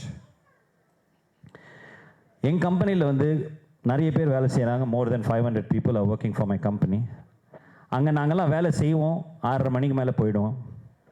But இங்கே தமிழ் சினிமா எடுத்தது எனக்கு ஒன்று நல்லா தெரிஞ்சிடுச்சிங்க. எல்லாரும் ரொம்ப கஷ்டப்பட்டு ரொம்ப ஒத்துமையாக, very unitedly they're all working, and this I should congratulate the entire industry for creating such an atmosphere. இதை பார்த்தா எனக்கு வந்து ரொம்ப சந்தோஷமாக இருக்கு. என்னுடைய க்ரூக்கு, என்னுடைய actors, the people who have acted in this movie, என்னுடைய மனமார்ந்த நன்றி. மைண்டில் ட்ரான்ஸ்லேஷன் நடக்குதுங்க, மன்னிச்சுடுங்க. ना ना फर्स्ट हिंदी ले, पहले मैं हिंदी में सोचता हूँ, उसके बाद हिंदी को अंग्रेज़ी में ट्रांसलेट करता हूँ, उसके बाद अंग्रेज़ी को तमिल में ट्रांसलेट करना पड़ता है. तो इसलिए 2 ट्रांसलेशन होने के वजह से थोड़ा डिले हो रहा है, माफ़ी चाहता हूँ. ट्राई पड़ रहे हैं. सही இந்த படத்தை டேக் என்டர்டெயின்மெண்ட் என்ற கம்பெனி வந்து நாங்கள் லாஸ்ட் இயர் ஸ்டார்ட் பண்ணோம். The vision of the company is to take at least ஒரு 5 வருஷத்தில் நாங்கள் வந்து ஒரு 15 படம் எடுக்கணும்னு ஒரு பிளான் போட்டுருக்குறோங்க. இது வந்து எங்களுடைய மிஷன். தமிழ் படம் எடுக்கணும்னு, ஒரு நல்ல தமிழ் படம், நல்ல கருத்துள்ள தமிழ் படம் எடுக்கணும்னு நாங்கள் வந்து இந்த கம்பெனியில் நாங்கள் தீர்மானம் பண்ணியிருக்கிறோம். இந்த தீர்மானம் வந்து துபாயில் போர்ட் மீட்டிங்கில் எடுத்திருக்கிறோம். Thank you to my business partner Mrs Tina மலோஸ்ட் for supporting the board meeting. Plus எங்களுடைய டேக் என்டர்டெயின்மெண்ட்டுடைய vision is to give maximum opportunities to young Tamil talents. நான் பார்த்ததுலங்க, தமிழ்நாட்டில் எங்கள் கிராமத்தில் எல்லா சுற்றி வட்டத்தில் எல்லாரும் வந்து சினிமா படத்தில் நடிக்கணும் ரொம்ப ஆர்வமாக இருக்கிறாங்க. அவங்களுக்கெல்லாம் கண்டிப்பாக ஆப்பர்ச்சுனிட்டி வந்து டேக் என்டர்டெயின்மெண்ட் கொடுக்கறதுக்கு தயாராக இருக்குது. Plus we want to give as much as possible opportunity to newcomers as much as people in the acting industry. Plus behind the cameras யார் யார் இருக்கிறாங்களோ பல இதில் காஸ்டியூம்ஸ், ஆர்ட் எல்லாத்துலேயும் வந்து நாங்கள் வந்து ஆப்பர்ச்சுனிட்டி கொடுக்கறதுக்கு நாங்கள் தயாராக இருக்கோங்க.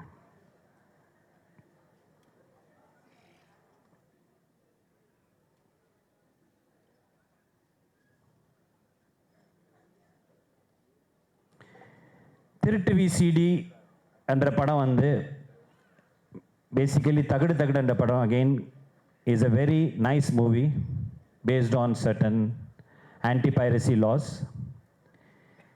இது வந்து நான் ஒரு கமர்ஷியலாகவும் ஒரு ஜாலியாகவும் எடுத்திருக்கிறோம். நாங்கள் மீடியா தொலைக்காட்சி I need their support to make sure that this movie is well shown.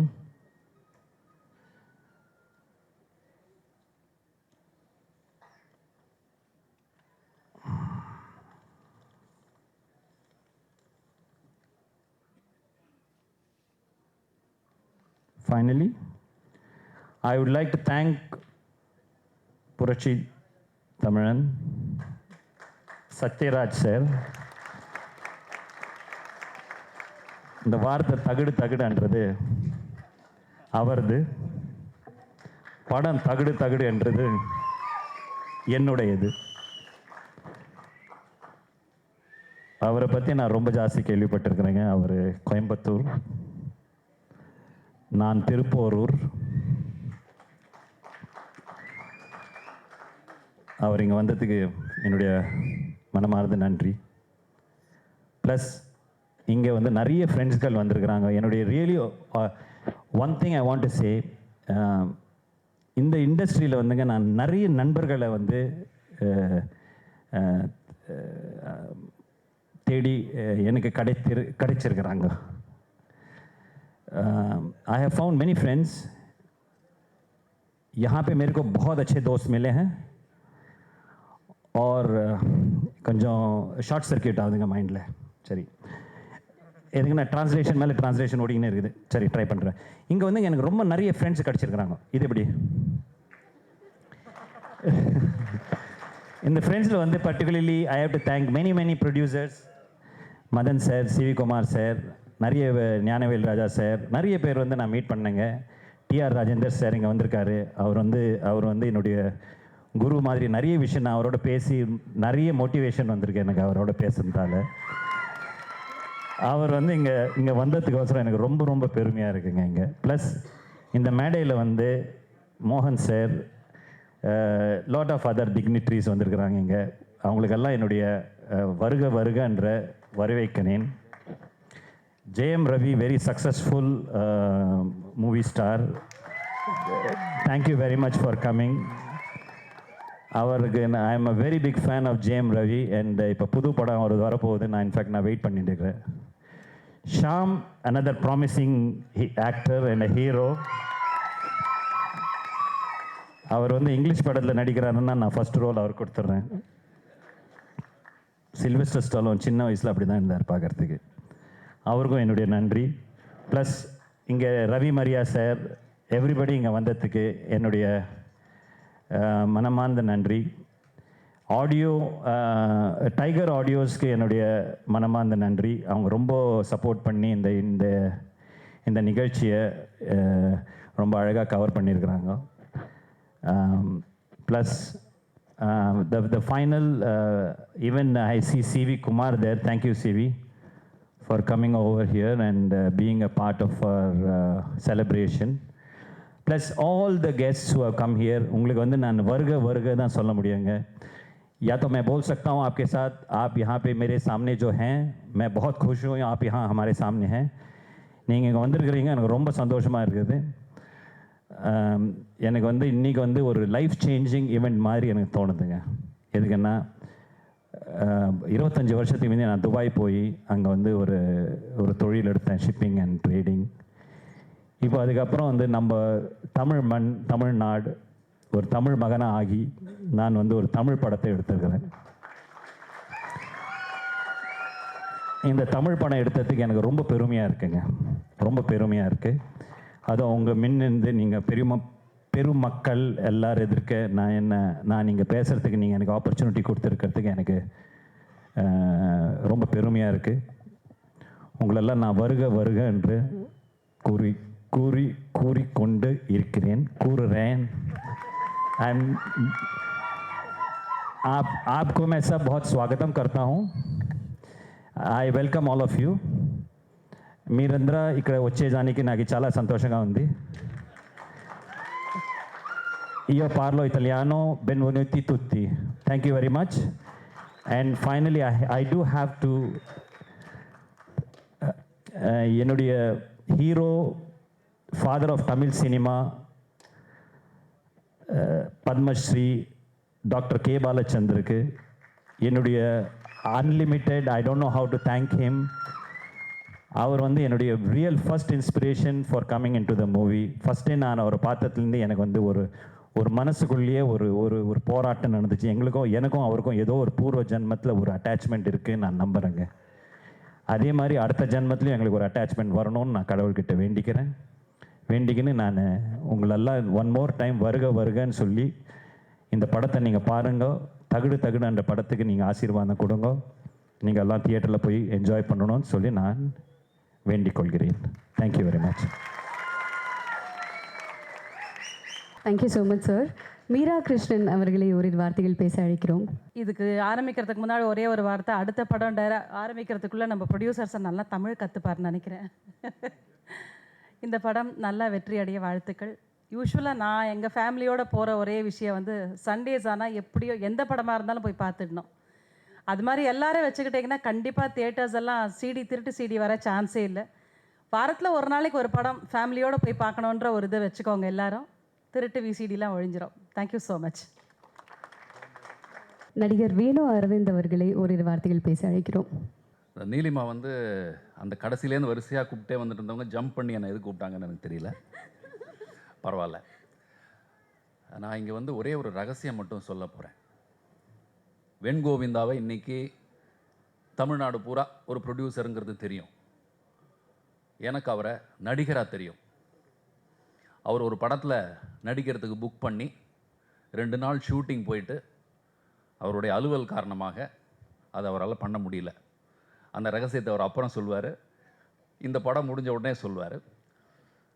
அதில் வந்த ஒரு டயலாக் எனக்கு இப்போ ஞாபகம் சொல்ல போகிறேன். நீங்கள் இதையும் ஞாபகம் வச்சுக்கிறீங்க. இதை தான் அதில் படத்தில் அடிக்கடி சொல்லக்கூடிய ஒரு டயலாக். நீங்கள் இதையும் ஞாபகம் வச்சுக்கிறீங்க. இதை விதவிதமாக அந்த டைரக்டர் சொல்லி கொடுத்தாருன்னு சொல்லி ரொம்ப ரசித்த ஒரு விஷயம். வெண்கோவிந்தா வந்து நான் காலேஜ் படிக்கும்போது என்னுடைய காலேஜ் மேட். அவரும் நானும் கிட்டத்தட்ட ஒரே வயசு தான். அவரை பற்றி என்ன சொல்லணுன்னா, எல்லாத்தையுமே ரொம்ப ஒரு மேலெழுந்த வாரியாக பார்க்குற ஒரு மனுஷன் இல்லை. நுனிப்புயல் மேயறது கிடையாது. ஒரு குயிக் லேர்னர். அந்த விஷயத்தில் அவர் எது செஞ்சாலும் ரொம்ப சக்ஸஸ்ஃபுல்லாக இருக்குங்கிறது என்னுடைய தகர்க்க முடியாத நம்பிக்கை.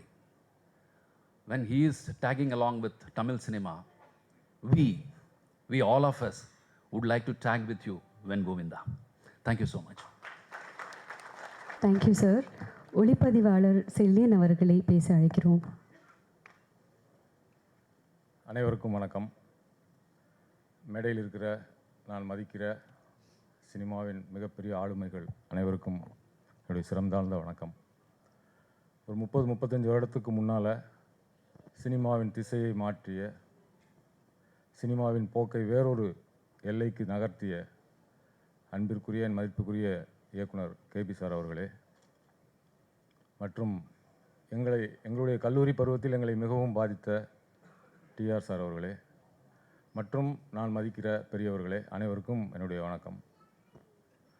30 வருடத்திற்கு முன்னால் சினிமாவை எப்படி மாற்றிய இயக்குனர்கள் இங்கு இருக்கிறார்களோ அதுபோல் சினிமாவை வேறொரு தளத்துக்கு நகர்த்துகிற மிகப்பெரிய ஆளுமையுள்ள தயாரிப்பாளர்கள் இந்த மேடையில் இருக்கிறார்கள். அவர்களுக்கும் என்னுடைய வணக்கத்தை தெரிவித்துக் கொள்கிறேன்.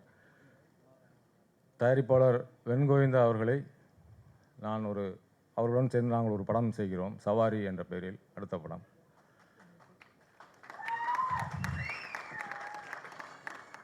அந்த படத்துக்காக நான் சந்திக்கும் போது, சினிமாவில் ஒருவரை நாம் சந்திக்கும் போது ஏதாவது நான் கற்றுக்கொள்ள முடியுமா என்று நான் பார்ப்பேன்.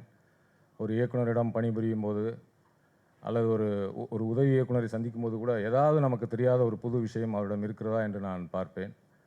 அந்த வகையில் தயாரிப்பாளர்களை சந்தித்த போது சினிமாட்டோகிராஃபி சம்பந்தமாக, சினிமா சம்பந்தமாக நான் என்ன மாதிரியான தேடல்கள் எனக்கு இருக்கிறதோ, ஒரு திரைக்கதை என்றால் எப்படி இருக்க வேண்டும் என்று என்ன மாதிரியான புத்தகங்களை என்னுடைய ஆசிரியர் PC ஸ்ரீராம் அவர்கள் எனக்கு பரிசீலித்தார்களோ, அந்த நூல்கள் எல்லாம் அவரிடம் இருந்தன. நான் என்ன படிக்க வேண்டும் என்று அவர் எனக்கு சில நூல்களை சொன்னார். நான் அந்த நூல்களை பற்றி அவரிடம் பேசினேன்.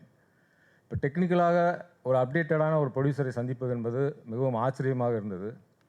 உதாரணத்துக்கு இப்போ ரெட் எபிக் என்ற ஒரு கேமரா இருக்கிறது, அலெக்ஸா என்ற ஒரு கேமரா இருக்குது என்றால் அதோடைய ரெசல்யூஷன் பற்றி, அதோடைய மூமெண்ட்ஸ் எப்படியெல்லாம் இருக்கலாம் என்பதை பற்றி பல விஷயங்களை அவர் தெரிந்து வைத்திருக்கிறார் என்பது மிகவும் ஆரோக்கியமான விஷயம். ஏன்னால் சிறந்த தயாரிப்பாளர்கள் வரும்போது தான் சிறந்த சினிமா வரும் என்பது என்னுடைய தாழ்மையான கருத்து. அந்த வகையில் இந்த மேடையில் இருக்கிற தயாரிப்பாளர்களுள் மிகவும் முக்கியமான ஒருவராக திரு வெண்கோவிந்தா அவர்களும் வருவார். தமிழ் சினிமாவின் எல்லைகளை அவரும் தன் பங்குக்கு மிக முக்கியமான இடத்துக்கு நகர்த்துவார் என்று நான் நம்புகிறேன். இந்த படம் மிகவும் ஒரு வெற்றி படமாக அமையும். விஜய் அவர்களுக்கும் சம்பந்தப்பட்ட இயக்குனர்கள், தொழில்நுட்ப கலைஞர்கள் அனைவருக்கும் என்னுடைய நன்றி, வணக்கம். YouTube to subscribe Red Pix.